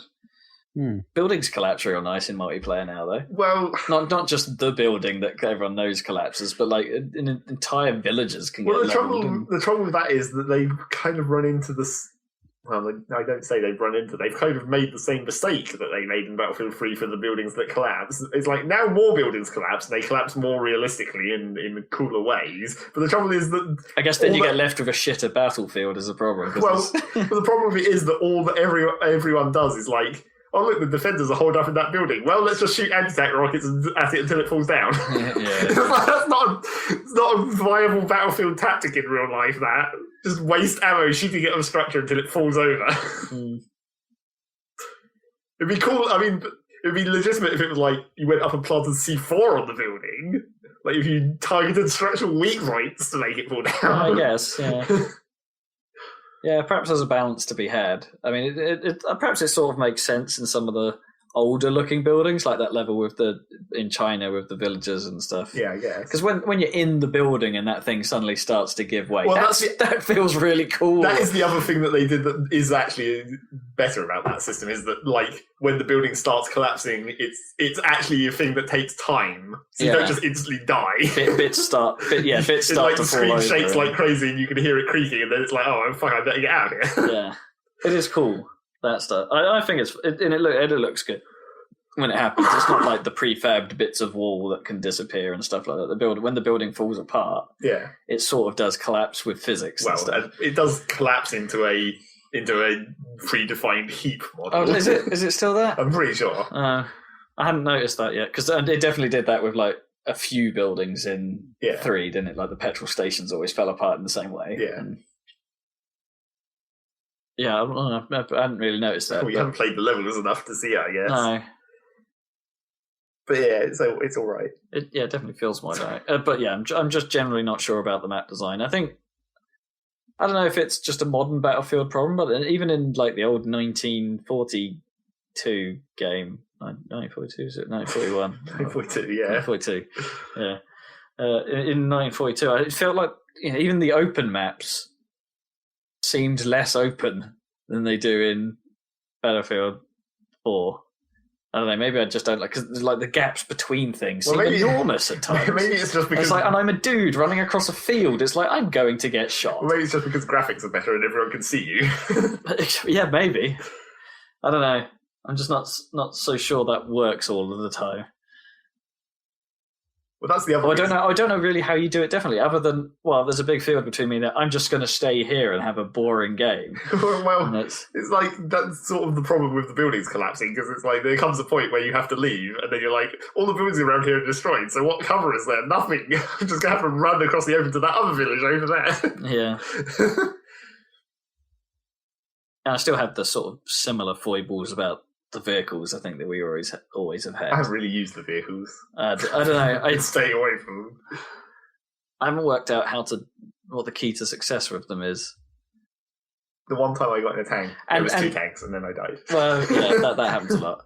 I haven't quite worked out what the key to success is. I'm constantly getting forward by dudes with C4.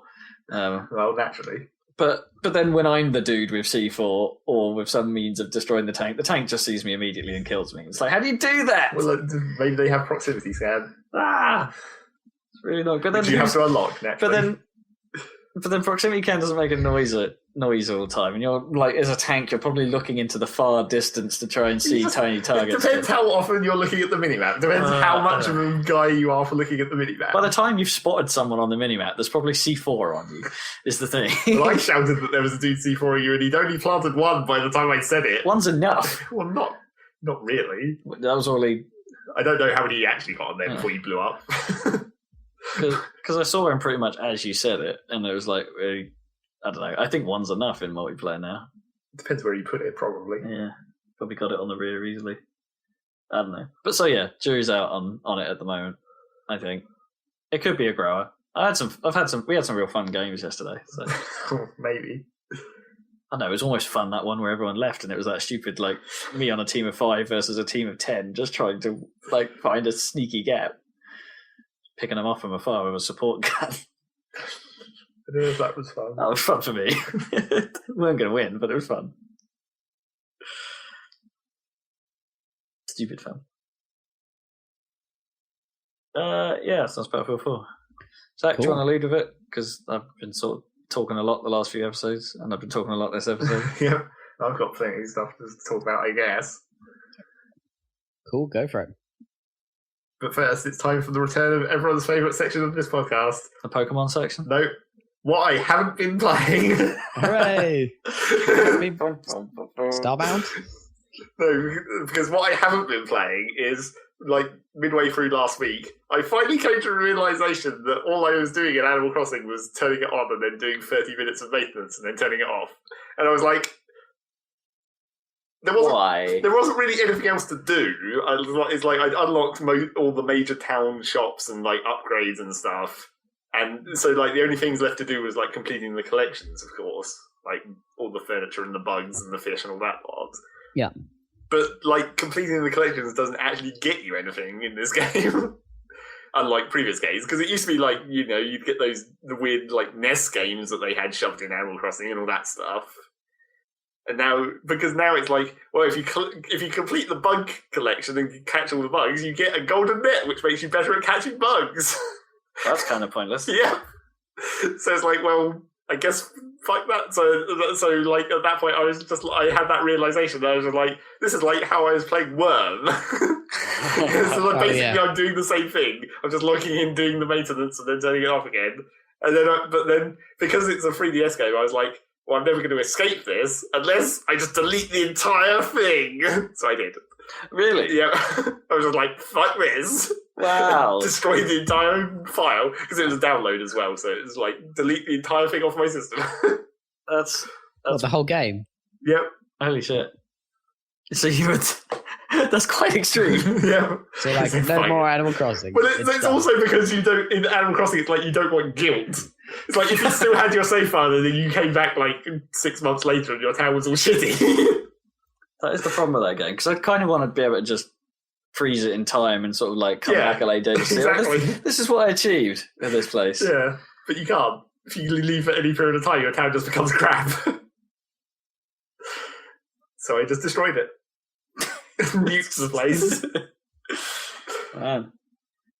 So that's not on there any longer. But on the plus side, that freed up some space because my SD card was completely full.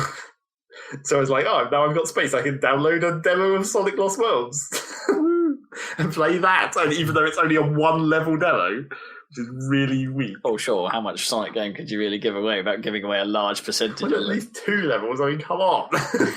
There's no variety. You don't get to see different things. Because the thing is, the first level is just like a regular level, and the second level is one of those like it's a runner. Speed levels or whatever the fuck they call them now. Yeah. But you don't get the second level, so you don't get to see that. You only get the first level. So I played that, and it's It's not as bad as I thought it would be from what everyone was saying about how terrible it feels. It's like, it's completely weird. It is very different, isn't it? Takes a bit of getting used to. Well, I don't know what the 3DS version feels like compared to the Wii U one, but Probably not much different. But it's like, it's very weird to play. So it's just like, you have to get used to the weird mechanic. Like, you have to be much more careful about what you're pushing and when. There's a bit more. You have to take a bit more care to make sure you're not actually just jumping at the wrong moment and totally fucking yourself. But it's more of a platformer, isn't it? Yeah. Weirdly, for a Sonic game. Which is why you move so slow. But then there's some bits of it which are... Well, the voice is terrible. I don't know who they're having to do Sonic's voice now, but it's not... Wait, it doesn't seem like it's the same guy, because he sounds really weird now. They've replaced Sonic again? Seems like it. Huh. Either that or it's just a bad day at the office. Yeah. Just phoning in. Because he has like... I don't know, he just doesn't... I don't know, it's like he sounds less cheesy than normal. I'm going to get some rings now. Yeah, he's not like, he's less like, yeah, and more like, yeah. Maybe he's getting bored of this shit. Yeah, exactly. It's like, Sonic's sort of tired of this crap now. And then the other problem with the 3DS I need version... to go save Robotnik. Wait. That is new. Yeah, that would be. That does technically happen in some of the Sonic games, I guess. Yeah. But then the other trouble with the 3DS version is, dear God, they did a really bad job of compressing the videos. It's like 320 by 240 video files that are just insanely pixelated. That could just be part of the demo, surely. I don't know about that. That looks like we had to cram it onto a 3DS size cart type of concession. That can't be a problem, surely. It's like even the Sega intro is super pixelated. But there's been... I don't know. I find that one hard to believe, because surely there have been games on 3DS with a relatively large quantity of video, like the Layton series, I guess, but then they don't really have much game size to worry about. No. There's not much level design in the Laytons. I guess not. But so yeah, that seems weird, but you know, it's a demo. There's not much to see, and it's probably not worth buying until it gets cheap. Which, luckily, because it's a Sega game, it might do. Yeah, Sega are pretty good at that stuff, aren't they? Just like how I got Sonic Generations for cheap. Yeah. Eventually, Sonic Oswald will probably get cheap, so I can get that as well and be equally annoyed about it. I played some more Generations. I still really want to. What on the 3DS? Yeah, on the 3DS, and I like some of it slightly more now. Because you know the level? Yeah, once I started actually running through the same level over and over, and I was like, oh, now I can actually see a better route. I can actually do this and not have it be a really shitty platform experience. Because I'm actually going the fast route. So it still satisfies that Sonic thing of like bettering your route is still sort of, but I just think I think the routes in this game are just like not as interesting. Not as well, or are they as demanding or it's like they're more awkward to get into and like follow correctly. It's just like it doesn't feel like you can transition smoothly to them. You have to do like dodgy things, or it's just like there's one bit in particular where like you're running up a vertical wall, and then at the top of the vertical wall there's like a smoothed curve where you run up it and then you're onto the flat bit. Sure. But to go another route, you have to like jump midway along the curve, so you fly off at a 45-degree angle to land on a higher platform. And that's just like weird. That's not a good mechanic at all. No, that isn't. Man, I'm not sure I've even really thought of doing. Well, I mean, it's fairly obvious in that case where you can actually see the other platform. Okay, it's like that's obviously how you get up there. But yeah, it's like so that's and then because surely that introduces like quite a lot of trial and error. Yeah. And that in your timing has to be really. Yeah, it's like very precise timing, and then there's other bits where it's like that's pretty awkward. You have to boost in midair because. It took me a while to even sort of not really realise but remember that like it's weird because if you've just gone off a ramp and you're holding down the boost as you inevitably are, yep. You just travel through the air at a certain speed. Yeah. But if you're flying through the air and you haven't been boosting, when you hit the boost, that does actually propel you forward even in midair. So you can actually like cover larger distances if you're falling off something and then boost, which is how you get into certain routes. Like there's one where you come off like a ramp and there's some of those rings that propel you in midair. Oh, sure. But they're like in midair over the arc of your jump. So you have to like boost and catch them on the way fast. Oh, would that be something that would normally be reserved for like the trick system? Well, yeah, if it had a trick system, Yeah. which it don't. Which is why does it not? That's the classic DS trick system doesn't feature in this game, and that's why this game sucks. Because it's not those other DS games. I don't know. I wasn't ever 100% sure if I really liked the trick system. At least in the way it was like, I have to mash all the time. Well, that part of the trick Woo, system yeah, was woo, fun. yay, woo! The point scoring set, but like the up, down, left, right maneuvering trick system was the best bit. That was fine. Yeah. Oh wait, so you have to be mindful to like not be boosting then when you're going through those ring things, and then activate the boost again, or can you just let off? Yeah, I still haven't really worked that out. It's like because you're flying through midair, there's no scenery around you, so you can't actually tell how fast you're going. So I can't tell whether reboosting gives you like a little shunt forwards or something. I'll have to try it on a level with more scenery going on, just to see what it looks like. I don't know. It's just like it's these weirdly awkward mechanics to get into the better routes, whereas if they just put the trick system in it, because then you can just go up at that maneuver, or sideways and then go into those rings or whatever. So yeah, got that. Go back to making good DS Sonics. We're not going to though.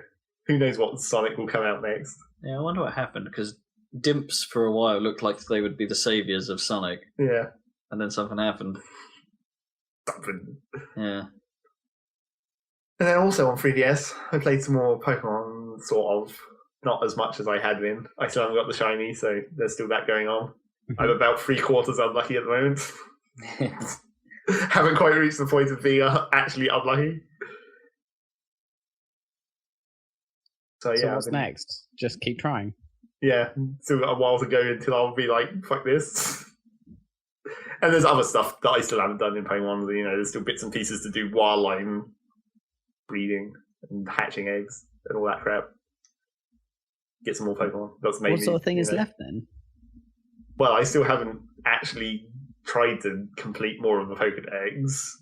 Like, there's a lot of stuff that I could just like level up and evolve. And then there's like the Battle Institute stuff where it's like you have to score by forming good teams and then, you know, doing well. I don't know, you have to battle and then you win. There's a lot of battles to do, basically. Pokemon. Yep, that's it. So that's that. That's basically 3DS, I guess. Pokemon. Because I still haven't played Mario and Luigi at the end of that. I stopped playing that ages ago and haven't been back. Yeah. But now Animal Crossing's gone, maybe I'll have more time for my 3DS. Because the 3DS is the portable thing. I'm never going portable, really. But it's nice to be able to play it in places that isn't directly in front of my computer. Go and sit in a different chair. Yeah. Is that what you do? Just go elsewhere in the house and sit in a chair? Yeah. It's like this chair's slightly more comfortable than my desk chair. I think I need a new desk chair is my main problem. Okay. But then again, I'm like, if I got a new desk chair, it might be too comfortable. I might just want to stay there more than I already do. How much time do you think you spend sitting in that particular chair? Like on average per I don't know, week? About 50 wafts. A waft is not a unit of time. Yeah, well, not that kind of waft. I know exactly what you're talking about, but let's not. You can measure time spent sitting on chairs in wafts, I'm sure. But, and the other problem with my desk chair is I have a very specific requirement for a desk chair to do with... Because maybe I should just get a new desk as well, but my desk is one which has drawers on each side and then a hole in the middle. Right. Where your legs go. But that is a very small gap. Right. So with a chair like Rob's that I'm sitting in here, this would not fit, and I wouldn't be able to get close enough to the desk in order to be able to... Oh, what, because of the arms? Because of the arms and the white width of the... You can take the arms off. Yeah, I've taken the arms off my one, but it's one of those, like, oval-shaped chairs, so it's not a sharp edge, so it fits into that hole. I mean, I would like a bit more space under my desk. If perhaps I rearranged under here, I could move my computer to a more logical location, but then some cables won't reach. Yeah, your problem is cables, mainly. There's a lot of them. We need to wait for Wiregeddon. Yeah, exactly. My entire search for a room in London was entirely predicated on, can I fit my massive desk that has space under it for my legs into the room? Makes perfect sense. Yeah. It's like Because I like having a corner for some reason. I don't know why. When Wiregeddon happens, can you just move your PC like anywhere? Yeah, exactly. It's still connected. Keep it under your bed. I'll have loads of space there. Yeah. Jeez. You can put it back in its box and then it will still work. Although it'll probably overheat. Yeah, so would you still have overheating worries during Wiregeddon? Probably. Well, unless the Wiregeddon applies even to like the physical connections between the GPU and the motherboard, so you can just take it out and put it somewhere. It's take the CPU out, throw it out the window, and hope it doesn't get run over.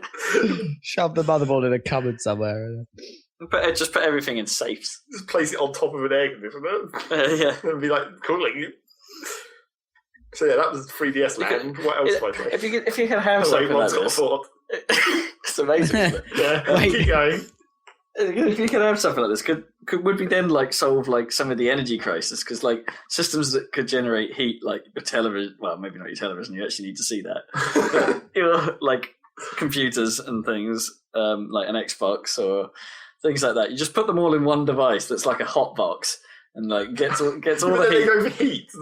But then you pipe the heat into like your oven or your Arga or something like that. But that's how I keep my room warm at the moment. It becomes my computer is my radiator.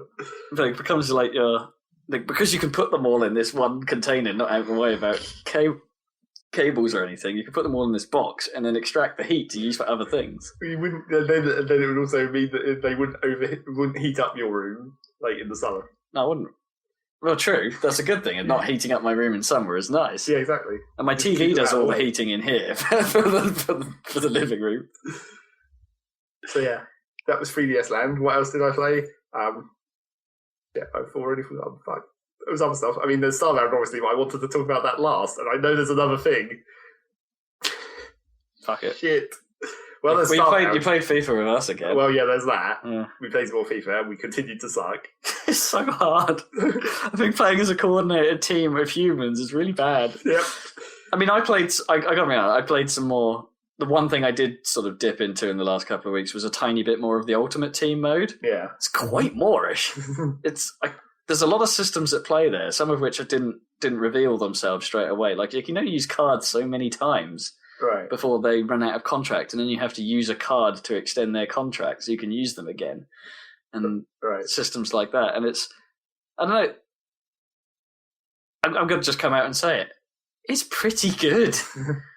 I find myself sort of into it. Like when I've sort of picked up and played it thinking, I'll just have this will be all right, but just play a couple of matches, sort of into it. A few hours later, I'm still going and I just don't want to put the controller down. I'm as surprised as you are. And then the actual football part, still fucking possible. I've been doing all right. I think, and that's kind of where I was going, where this thought came from. And that I think in single player it's somewhat easier because I don't know, maybe perhaps you can rely on the AI to sort themselves out. Well, yeah, that's why I kept saying when we were playing, like you have to keep switching. You have to. You can't just have. Well, perhaps if we're not in control of anyone and we just swap to someone that's irrelevant to the play, it's all right. It's like you have to. Either you have to remember what player you're controlling, or you have to relinquish control and let them go back to their position. Because, like, when Jamjar was playing, she'd just have the striker running the entire length of the pitch over and over because she never switched. Never switched, yeah, and that's why they got so tired. It's like, that's not... You actually have to let them go sometimes. Yeah, and I think the game does allow you, and I haven't quite got my head around this yet, where you can just let off the stick and let the player sort of... Sometimes they'll sort of do their own thing, but not all the time. Sometimes they'll just stand there. Right. Like, there are ways you can sort of use that. I think, like, if your players... If it's swapped to you out as a result of an interception or something... Oh, right, you don't have to take control immediately. Not immediately, but then the trouble is inevitably you're already pushing something when that happens. Exactly, yeah. There are times like that where the game will sort of assist you, provided you're playing with the sort of medium level of assist turned on, because you can make everything totally manual. Yeah. Including like aim for passes and things like that, which sounds bonkers. Yeah, pretty good game. I just wish the menus were faster. Yeah. I'm actually getting to grips with some of the stuff they do in the menus is actually... I can be less harsh on them now because some of the stuff they do in the menus is actually kind of cool. Like the live tile stuff they do in places is kind of neat. Like, so when you're in a season in Ultimate Teams, like the buttons in the home screen will change to reflect what's going on in your season. and show a graphic representing where you're at and stuff like that. And that's kind of cool. It's like a little window into what you're doing, Right. and you click the button to go to it. And it's like when it's doing that stuff well, it's pretty neat. I still don't like the right stick shit though. Like we have to scroll between stuff on a tile. That's kind of dodgy. But when they're doing the info, as I say, the live tile idea, right? It's pretty cool. It's good to hear somebody can get it right. It will partially. It's as useful as it is bad, that menu. But Right. Okay. So after that delaying where we talked about FIFA, I couldn't remember anything else that I played. So I guess I will talk about Starbound because it finally came out in beta at last. Yeah. I'm desperate for a beverage. You guys carry on. Fuck you then. You might want to take your headphones off before you walk away from the computer. Maybe. Okay. So, Terraria in space from one of the apparently. guys from Terraria who's got an art style that looks the same as Terraria. Not really. Terraria looked like Final Fantasy VI Okay. because it was a total rip-off, and this looks better. Cool. Oh, it's a good start. It's like higher res. Only still pixel art, obviously. But yeah, so it finally came out in beta, and then we played it a lot, I guess. And what I think... Did Rob play? Me and then like some IRC people, Okay. and surprisingly Rick as well. Really? Right. Yeah, well, I didn't actually play with Rick yet, but Rick has been playing it. A lot. Oh yeah. Sorry, I did see that. Yeah, you did see that. Don't know why you were saying really. But it's like, well, obviously it's like super early beta or whatever, even though this beta has taken literally forever to come out. Yep. And it's come out at like the last possible moment it could possibly come out in and still hit their 2013 goal. Right, okay. And the whole game was meant to come out in 2013 at one point, but that's, fuck knows when it's going to come out at this point. So yeah, it finally came out, and then it's like, obviously it's not got that much in it at the moment. Mm-hmm. And so it's kind of hard to determine. There's a lot of the problems I have with it are to do with like balance and progression, and there's no way of telling whether that's anywhere close to how it's actually going to be, because there's like a lot of the stuff just isn't there at the moment. Like at the moment, it's basically they split it into tiers, and in the end there's going to be like 10 tiers, and then the idea is like each tier ends with a boss. So you use the special item that you create in that tier that summons the boss, and then you fight the boss, and then that unlocks the ability to go up a tier. Mm-hmm. So, and then obviously each tier is sort of linked to a tier of like weapons and armor and materials, basically. So it's like obviously the lowest tier is like copper and iron, and then you go up to tier 2 where it's like steel. So the planet's sort of organised by the tiers, and like you'll find useful stuff. Well, the planet, each tier has like a sector of space where the planets are leveled correctly for that area. So is that why perhaps in the early planets you won't see certain materials that are irrelevant to you? You won't see anything past like gold on the first tier of planets. Cool.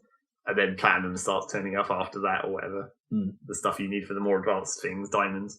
But so it's like, I mean, that's a fine idea in theory, but the trouble is at the moment that each tier only has 2 armors, and it's just a straight upgrade from the less good armor to the more good armor in that tier. So that's like there's no options for a start, and so there's no like.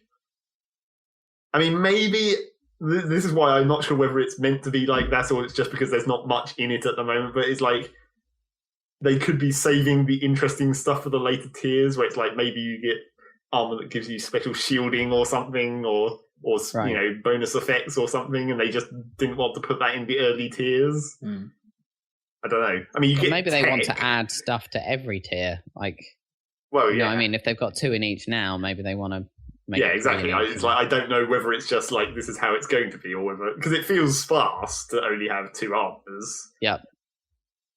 But it's like the real question is how much variance could you even make in armor as a concept? Because like all it does is give you defense and warmth, I guess. They had to implement a special armor that gave you warmth because they realized that none of the armors they had in the game at the start of the beta, none of the armors they had in the game actually gave you warmth, so you couldn't go anywhere that was cold. So like, oh, we'll just quickly make this armor we had in reserve that's specifically designed for snow. We'll just let you make it. It's sort of untiered, right? Or tier 1, I guess. Okay, so there's one set of armor you can get that has warmth. Yeah. Okay. So obviously that will probably change. Yeah, because that sounds like they're definitely working on that bit. Yeah, but it's like, so yeah, and then like if you're talking about the weapons and stuff, I mean they have their procedural weapon generation where it's like random stats, random effects, but that. The trouble with that is that feels kind of like they need to do more of it as well, because there's a few different options. You get like one-handed swords and then like two-handed weapons, and then the two-handers you have like big swords and axes and spears, and they have like different attack speeds and different attack patterns. But the trouble is even though they theoretically can have different effects like fire and poison or whatever, but all you care about initially, firstly, is DPS, because that's all that matters, is like how much damage output you're doing. And then maybe swing speed, because obviously if you're swinging a lot, that means you basically have a defensive wall in front of you. Okay. Because you're just creating a wall of murder. So it might be worth having a faster swing with a bit less DPS. Yeah. Or if you want to go fancy and have timing, you can do it with slow speed but lots of DPS. Mm-hmm. But then the actual problem of it is even though there's like 3 or 4 different types of two-handed weapons, there's only one that actually is any use, which is the big swords, because they have a big like overhead slash, which has a hit zone that goes over your head and down in front of you, whereas the spears have like a little poke, which only hits directly in front of you on the same plane. So it's virtually useless if there's a hill. And then one-handed swords are really there's no reason to use a one-handed sword if you're using a two-handed sword, except for one-handed swords you can hold a flashlight at the same time, so they're useful for when it's night or when you're going in a dark cave. Yeah, the lighting stuff seemed cool. Well, the lighting stuff is cool. I mean, it's a ridiculously awesome system considering it's like a square-based pixel game. It's like it actually lights up really awesome with rays and everything. Ray tracing, yeah. Although as I was saying to Rob, my problem with it is that like that's not how torches work. Right. So if you shine a torch in a cave, it doesn't illuminate and then like the beam doesn't get cut off by the edge of a corner. I mean, it does, but then you get like scatter. Yeah. The actual way torches illuminate stuff is by like a lot of scattering off it, so it illuminates the vicinity. Well, kind of, but it's always like the majority of it is in the hit zone. And it's like the scatter is always very, very little. Well, yeah, but it's none in Starbound. Sure. Yeah, like, perhaps a little hint would go a long way. But so it's actually quite difficult to navigate with the torch because you're having to constantly swing it around and look for like where the edges are being cut off. So it's all right. I mean, it looks pretty cool. And then the other thing that's pretty cool is like the multiplayer works actually really, really well at the moment so far. Well, in terms of like network stability and.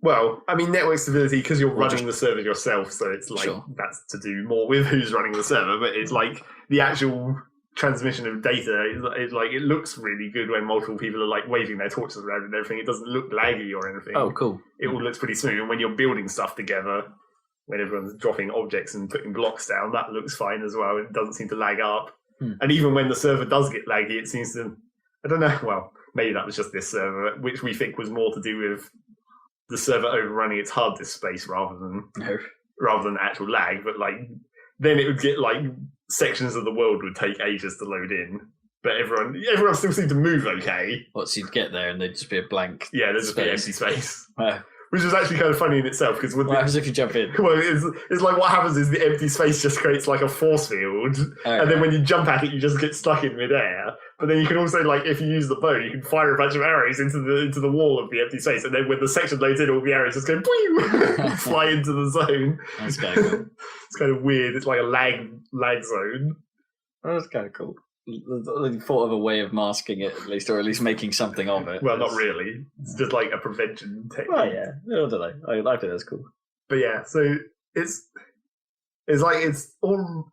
I think, well, one of the things that happened in the beta that I don't necessarily agree with so far is right at the start when they initially released it, they had this tiered system where they were going to have 10 tiers, although there's only like 4 or whatever in at the moment.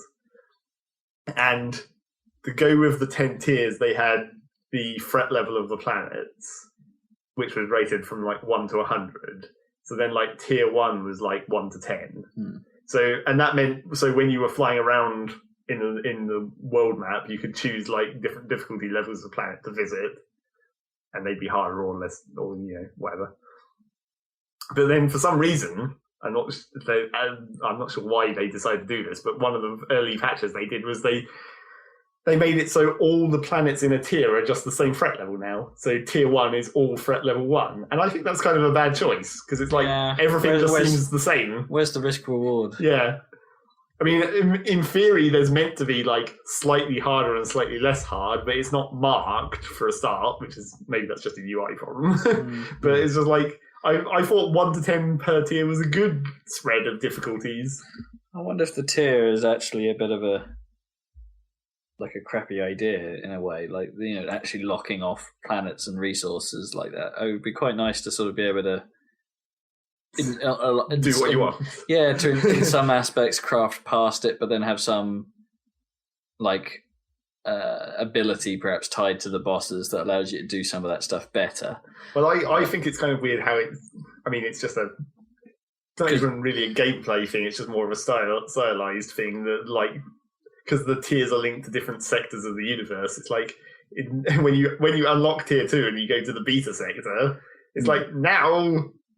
Once you get to the beta sector, now jungle planets exist, but only in the beta sector. Right. And then when you get to tier 3, it's like, now lava planets exist, but only in the 3rd sector. Yeah, I don't know. Maybe this is all arbitrary stuff they've put in for the beta, but I don't know if any of that structure really sounds that good.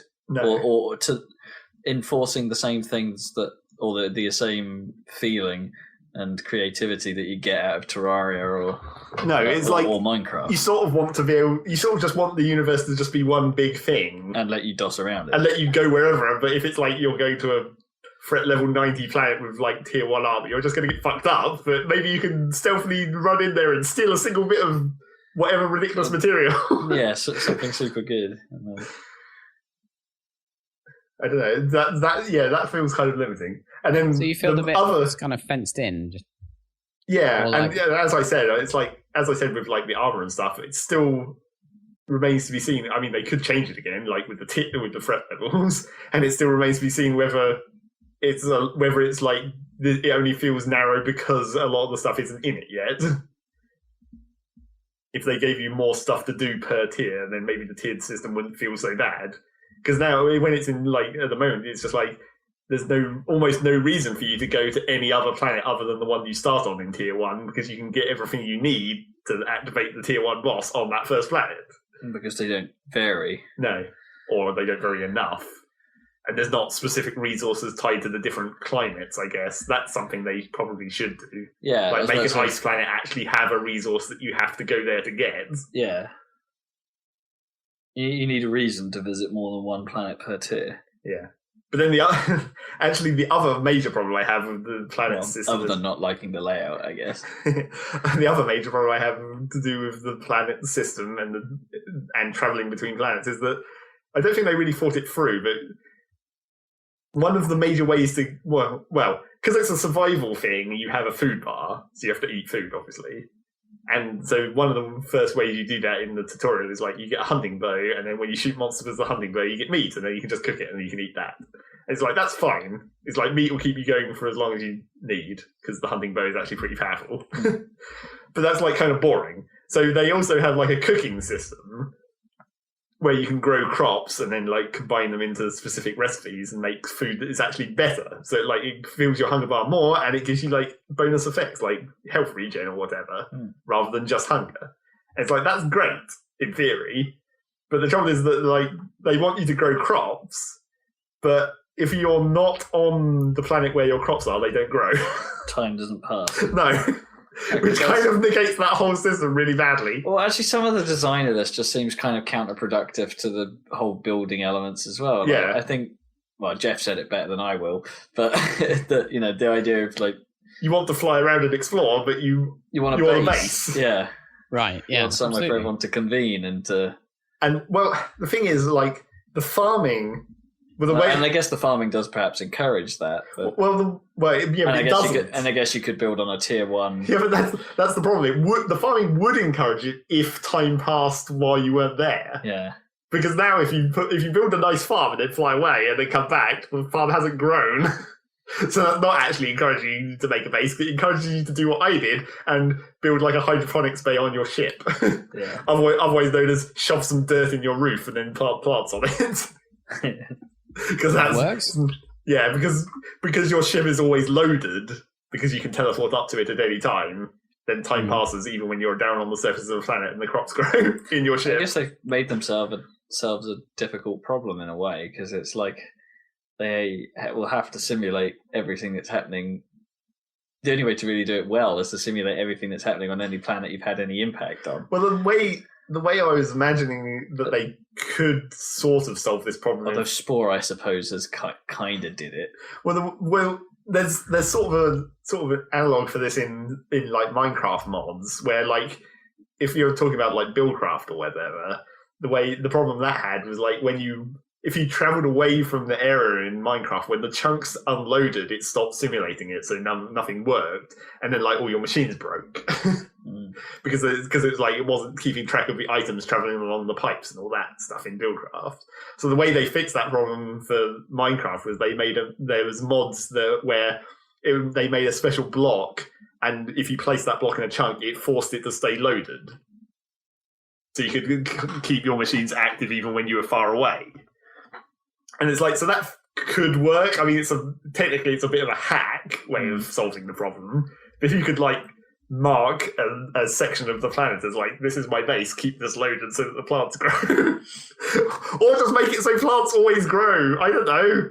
Or make it so it keeps track of how long you've been away and then like time warps the planet up to speed when you get back or something. I don't. There's many ways to solve this problem, but it needs solving is basically what we're saying. And then the other thing that sort of needs to happen as well, probably to do with the space travel, is if they want you to have a base, and obviously building stuff is cool, and it has like a nice way of building things. It's an easy thing to do, and you can make cool stuff. And there's lots of like furniture items that you can put in to make your base look cool and all this stuff. If they want you to do that, they need to have. I mean, this might be another thing that's just not in yet, but they need to have more stuff that has to be on a planet's surface. Because like what everyone does at the moment is like not just farms on your ship, but also like all your chests for storage and all your crafting benches and stuff. You just cram them in your ship because that's always there. So you can just go to your ship and do your crafting and store your crap. So if there was like some kind of buildings or something that you had to put on a planet surface for some reason, unexplainedly. Could it be solved by allowing you to build crazy ass ships? Well, I mean, they want to have upgradable ships, but I think that's not going to solve the problem. That's just going to exacerbate it. Then your ship becomes your base, and you never have to go to any planets for any reason, apart from to get resources.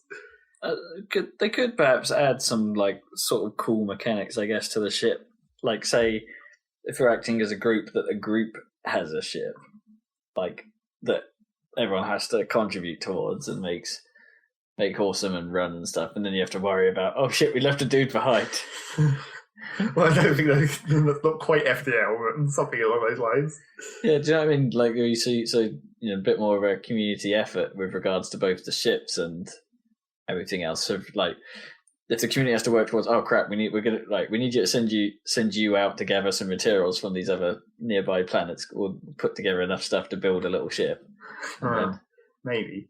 I think what they could do is just make well, this is another ridiculous thing, but like make it more like Buildcraft, I guess. It's just like at the moment you just have a crafting table and you go there and you craft things. But if they made it so like, or not Buildcraft even, maybe like Industrial Craft, where in Industrial Craft it was like you had to have electricity, so you had to run wires and then have solar panels and like batteries to store the power and then route it into your machines and stuff. And then eventually you could build nuclear reactors that made a shit ton of electricity to run the really power hungry machines. It's like make it so that so that a crafting table, or maybe some of the later tech crafting tables, make it so a crafting table isn't just an item that you can put on your ship.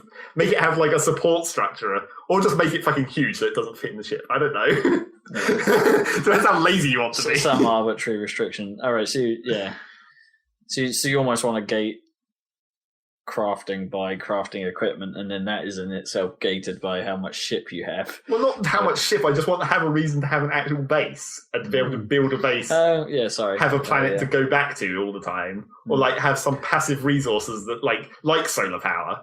Because at the moment you fuel your ship with coal, which kind of sucks because you have to go around digging for coal every time you jump onto a new planet.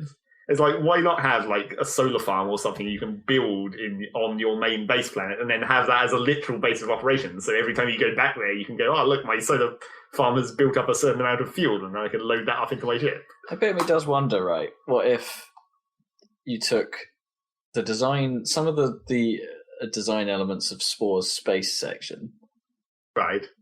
Combine it with Firaxis's knowledge of how to make a game like that work in terms of systems of diplomacy and things like that, right? Like because that's an unexplored area of this, I suppose. Is like, what about alien races? Because part of building a base is, I mean, there's plenty of them, but you just shoot them. But part of building a base is the need to defend it, I suppose. Yeah. So you need like some kind of hostility. Well, I mean, if you think about Terraria's like. Because Terraria had the thing where, like, oh no, the zombies come out at night and they just walk in from the edge of the screen, and then if you have doors exposed, they can open them and then come and fuck up your villagers, and then they're really dumb, so you can just like fool them by making basically the way you do it in Terraria is just build your base underground and make it so that when the zombies come in, they have to drop down onto a wooden platform that's above lava, but because they're dumb, they just try and always go to the lowest possible position, which is in the lava, right. And then they die.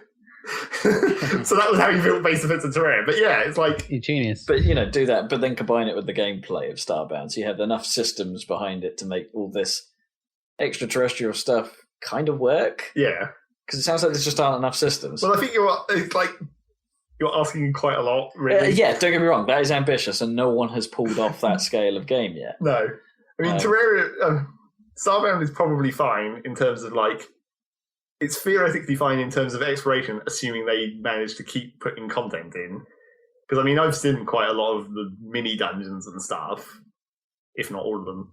Probably not all of them. I think I might have missed, like, one or two. But it's like, that's still good. It's like, it's still okay to walk to a planet and be like, well, we have to run across this planet's surface looking for whatever interesting mini dungeons have spawned, or interesting mini biomes that have weird materials in them. It's a wafty biome. Yeah. Like, that's still interesting if there's enough content there, but it's like that's not really a mechanic as such. There's not how it is. It is basically exactly the same problem as Minecraft, isn't it? Where it's like exploring the world is fine, and you go and find the stronghold and like get your way into hell or whatever. And that's all well and good, but then you want something like Buildcraft or Industrial Craft. You want to have actual mechanics and like a reason to have a base and a reason to build, not just like to collect. Like once you have a shit ton of diamonds, well, you're done. But what if you could turn those diamonds into something else more interesting, like a freaking matter manipulator, and then explode the entire world for no reason? It's like there needs to be. There needs to be more mechanics other than just exploration. Exploration is good, but only for a certain amount of time. Exploration is good. Should be the first phase, right? Yeah. Well, it doesn't have to be the first. But phase. It does. Yeah, it has to be like. You can make an entire game about exploration, like No Man's Sky, I guess. But if there's enough reward from what you're doing, and I'm not convinced on the rewards on Starbound. I mean, Starbound may be all about exploration. Perhaps base building is not something they're really gunning for as a core principle. To how you should play that game, but that means that they're going to have to get the exploration stuff interesting enough. Like, so certain planets will have secrets, like, oh, I haven't seen that before. It needs to do the sort of FTL-like thing, I suppose, of what the shit just happened. What is that? Yeah, it needs to be. If they're going to prioritize on the exploration, it has to be it has to be split into the tiers, basically. You can't just find everything at any point. Yeah, you need to be otherwise excited. You're just jumping around forever hoping that you're going to find something. You need to be excited about what you're going to find, and for the long-term survival of that game, like when you put it next to something like Minecraft or Terraria, then you kind of need... Or Terraria. I still don't really know how you're supposed to say it. you need some reason to sort of be constantly surprised, like enough about the worlds can be unique to sort of go, oh, that's interesting. Or I just think the exploration... That's what you need from an exploration game. The exploration I'd still like exploration, but with a gated mechanic for base building. I mean, come on. Just instead of just having a generic upgrade to your ship that lets you go to the next sector, make it so you actually have to, like, build a little industrial factory on your planet or something that manufactures the upgrade over time or something as you feed it resources. Make it a gameplay mechanic, make it not just a menu option, basically, is what I'm saying. I mean, on a simple level, Elite kind of achieved that by you could tell some basic statistics about a planet from the map. Like, oh, these guys have this style of government, their attitude is generally this, their population is this. But in order to work out how good your trading is going to be with them, you had to go there because that was the only way you could see the product list. Yeah. And then you go there and you go, well, this was a waste of time. Naturally. But that made going to somewhere interesting. Yeah. There was something to surprise you or, look forward to. There was an outcome. Yeah. Whereas I'm not sure what there is in this. Like, you're going to a planet and it's like, well, this is going to be a nice planet. I know everything that exists on a nice planet. Yeah, maybe. It's going to be a Yeti.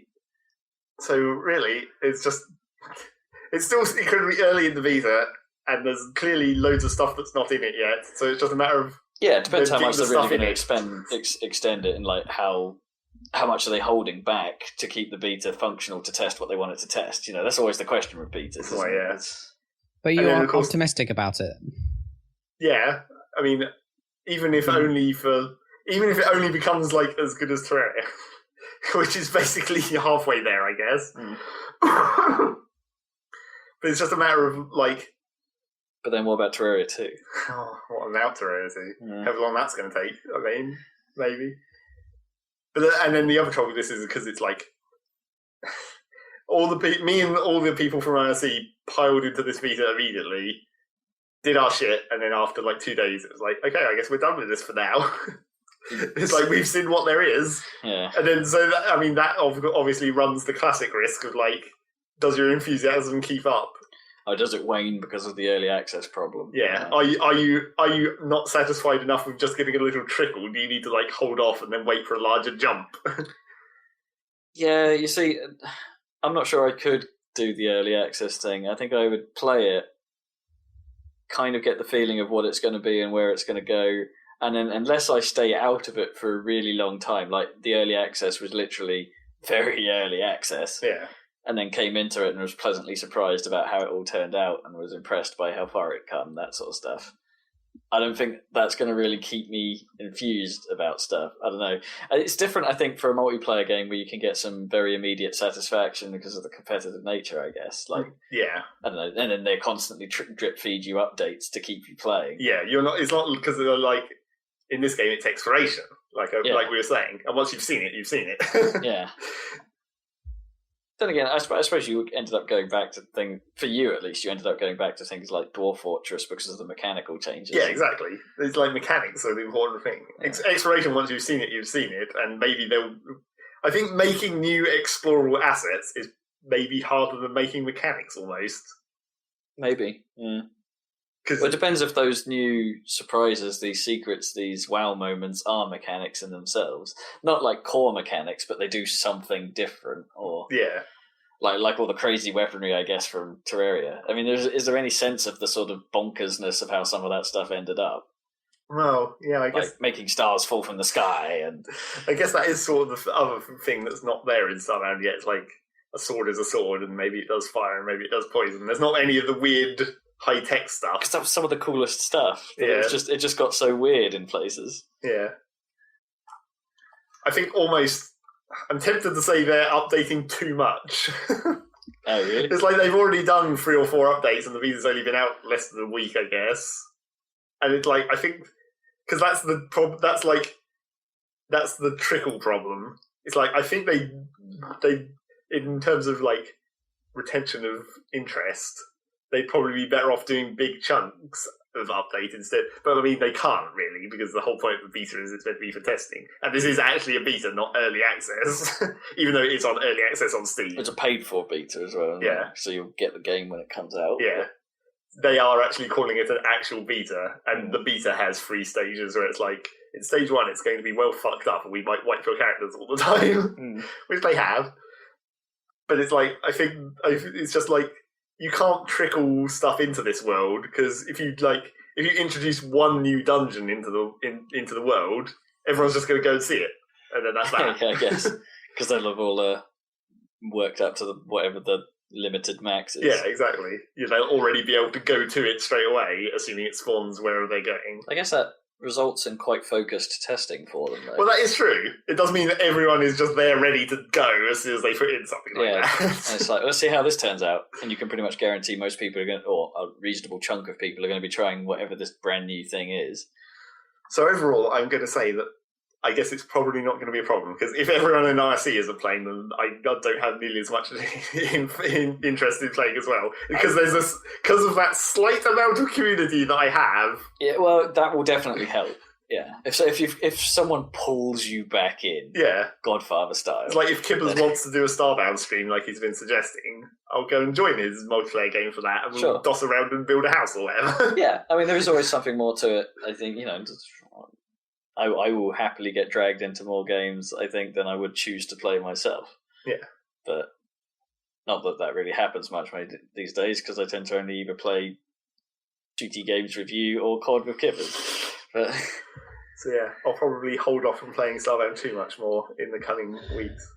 Although I probably might still jump in every time there's a patch, if there's any kind of interest. We're running really long. Dan, do you want to talk about the end of GTA? Yeah. I can do. I only just played it just now. Well, it should be fresh in your mind then. Yeah, fresh in my mind. Well, ending, I don't know. Wasn't as dramatic as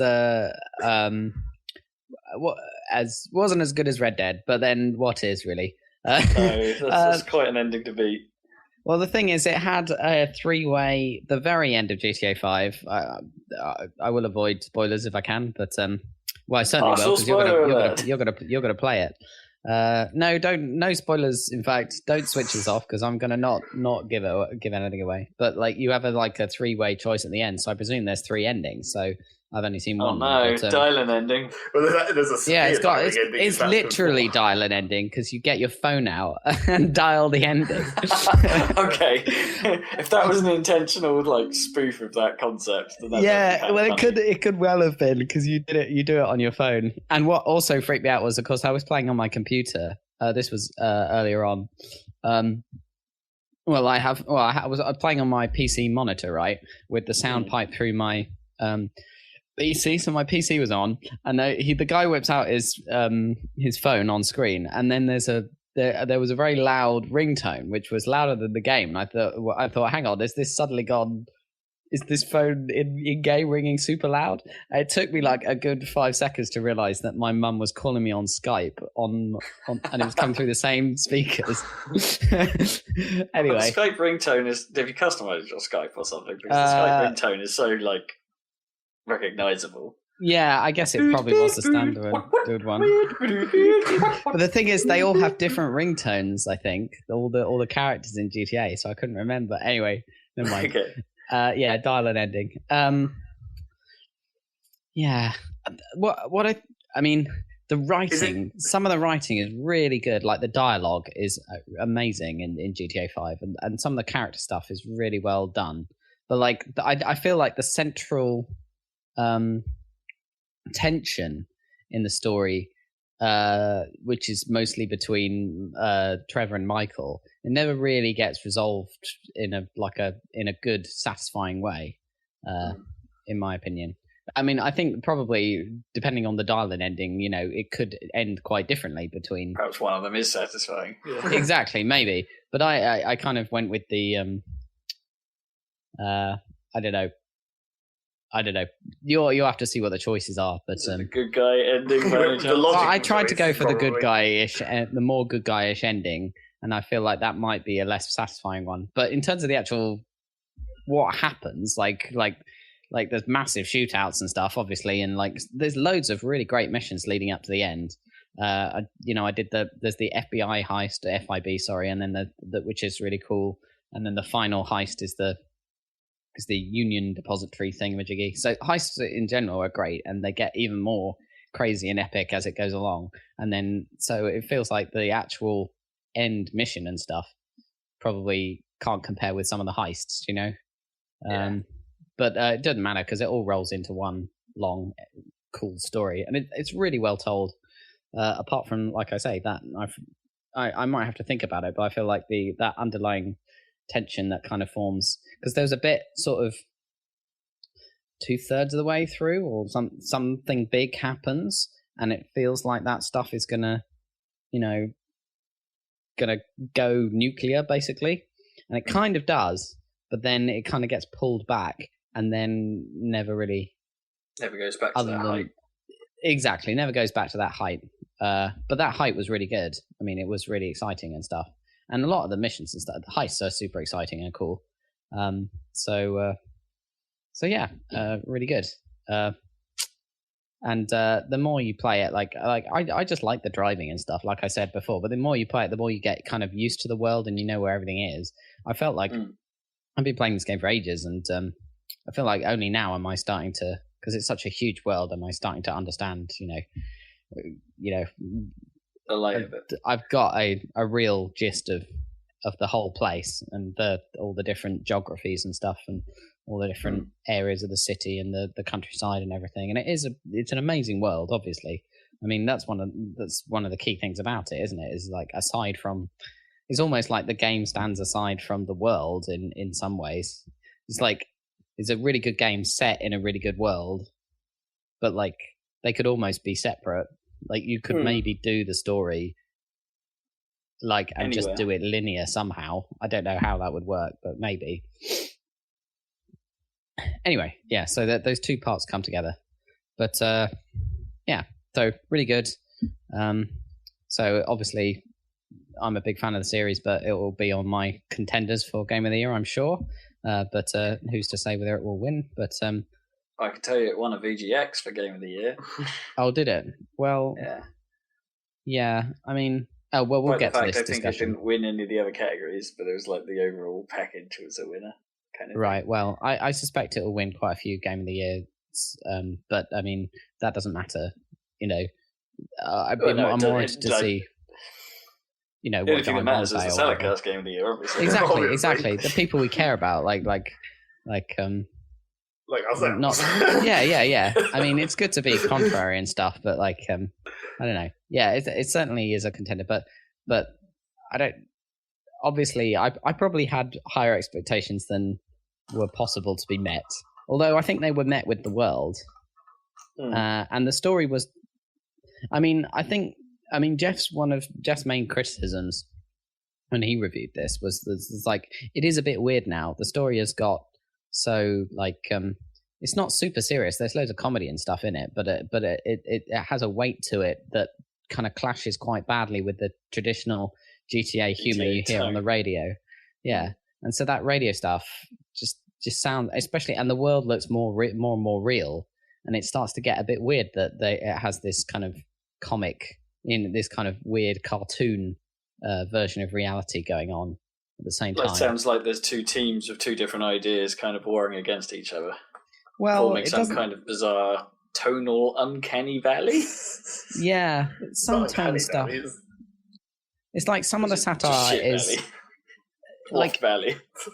It feels like in the past, some of the satire, all of the satire was like completely in your face. It wasn't subtle at all, but it worked. But now some of the satire is quite of the kind of American culture. It is quite subtle, like the stuff with Michael's family and because they're more like real. They're kind of half between terrible, awful caricatures and like more like real characters, because as the story goes along, because like his son and his daughter and his wife, they're all real awful stereotypes, but you start to sort of, I guess, care about them or whatever, or like, or at least invested by the end of it. So it's a bit, and that contrasts with the radio where it's like, or stuff like that, where it's like, this is just stupid. But yeah, and the fact that the world is really cool looking and a really good match to Southern California from what I hear, and yet there's a big sign saying something really stupid, or whatever. But Bots. Bots. exactly. Well, I don't know if in a game, I guess the GTA series has been sort of maturing in a way, like becoming more. Yeah. And I don't mean that in a maturing as in the content has been becoming more mature, but that it's, I don't know, more written for an adult audience, if you see what I mean. It's kind of a smarter adult audience rather than a crude thing. Yeah, well, this one has as its center like a guy going through a midlife crisis, which isn't your like typical GTA. I mean, I don't know, like necessarily, like how I'd feel about having not really played the game and not really had able to get a feel for it, I guess. But I don't know, a bit of me, like if you are writing a story maybe with that much weight, sometimes perhaps sneaking that stuff in on the side as just part of the world, not necessarily part of what you're doing, could act as a bit of relief, maybe. Exactly, a bit of light relief. Yeah, I mean, but there is quite a lot. But is of it too jarring? Like if it was like relief but subtler. It's fine. It's fine. I think it's fine. It's just it can't go on like this. Is the only thing.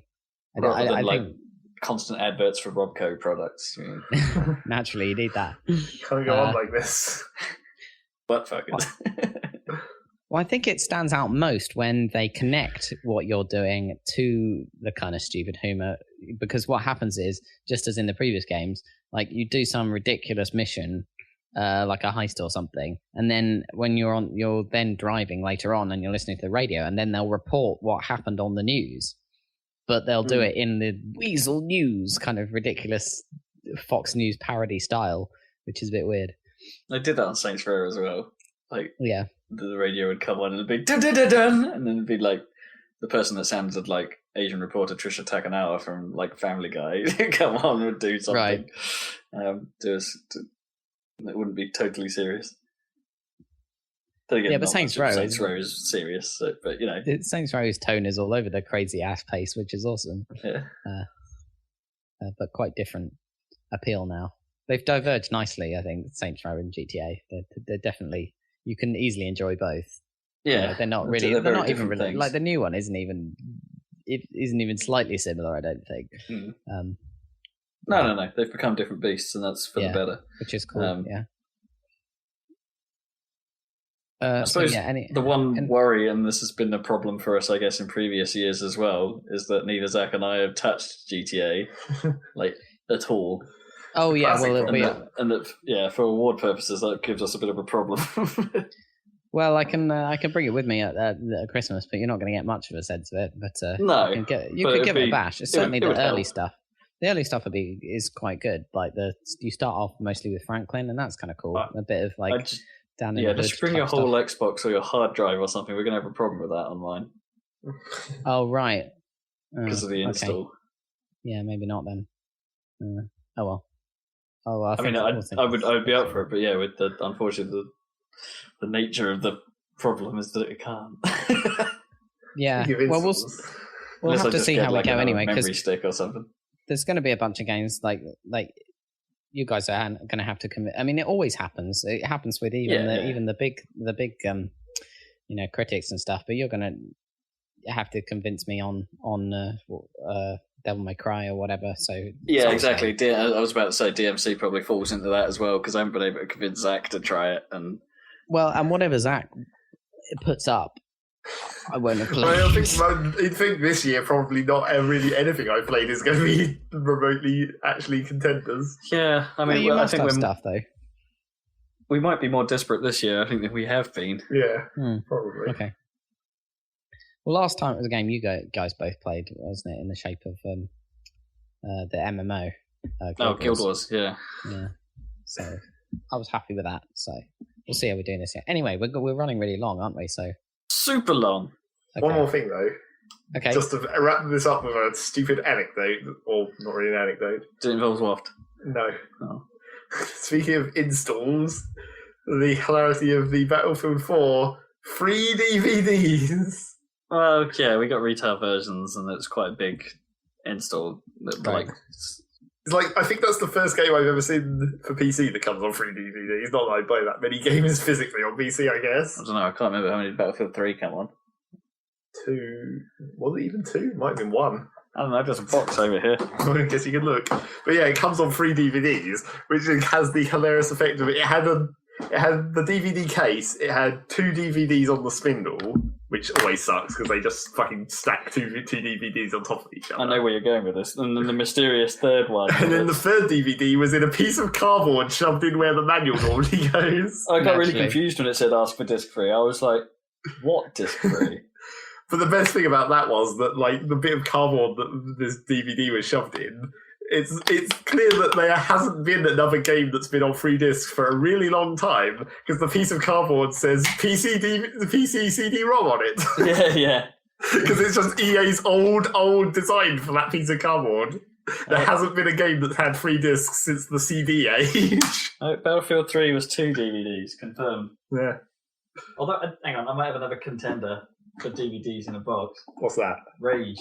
Oh, yeah, that's probably gigantic. Rage had an enormous install.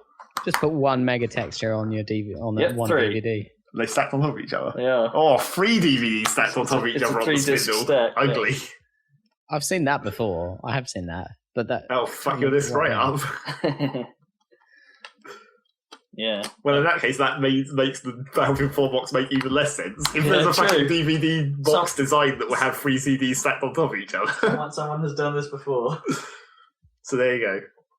That was the dumb story for the end of this podcast. It's not as crazy as those old game boxes like Colin McRae 4 for its 4 CDs or something, where the CDs were sort of partially overlapping each other. Like, one would be Well, half that made on top kind of of the sense. other. I mean, at least you could see there were 4. It's true. But the box was massive. Well, not like the Final Fantasy 7 box. Oh no, The big old chunk Yeah. with 2 reverse opening panels. those old crazy dual cases. I think those used to have like chunky manuals in them as well. For some Well, reason. so did everything. Nothing has manuals any longer. No. So yeah, that's that. End this Right. goddamn podcast. Let's bring this to a conclusion. Says yes. Thank God we ate first. Yeah, man. Thanks for joining us. I think we need to go back to that 2.25 hour limit situation because that worked quite well for a long time. no, Maybe we can impose that on Audacity somehow. Cool. Well, thanks for sticking Just in have there. a stopwatch and start. I've tried that. You're supposed to be I always- hosting this shit. I always set up the stopwatch. Yeah, but And then don't I'm push gonna. go. And then, I always forget to push go because I'm in the middle of doing my intro thing with Jake. And anyway, we're going to have it going beep, beep, beep at the end as well because it has to be Well, like that'd an be a alarm. nice hard limit. It's like, right, we've got to stop talking about whatever it is we're talking about. We've run out of time. This is a live show. Exactly. That's what I'm going to do next time. It's going to be an alarm. Okay, cheers. Well, the problem is everyone next who's time we'll listened probably this be far. doing Game of the Year stuff. And we've always run long on that. Okay, well, not next time then, but Yeah, soon. not next time. Maybe in season 5. Oh, holy In the shit, next season season. 5. And when do we No, do it's seasons? March. It's in Oh, good. March, yeah. I've still got 3 months to come up with a new intro. Good. Yeah. Yep, you got time. Okay, Where you won't do it until the last week, naturally. Yeah, of course I will. cool. Catch you guys soon. Thanks for listening. Bye. Bye-bye. There we go. You don't actually have to push stop. Yep. I was just waiting for Zach to not say bye.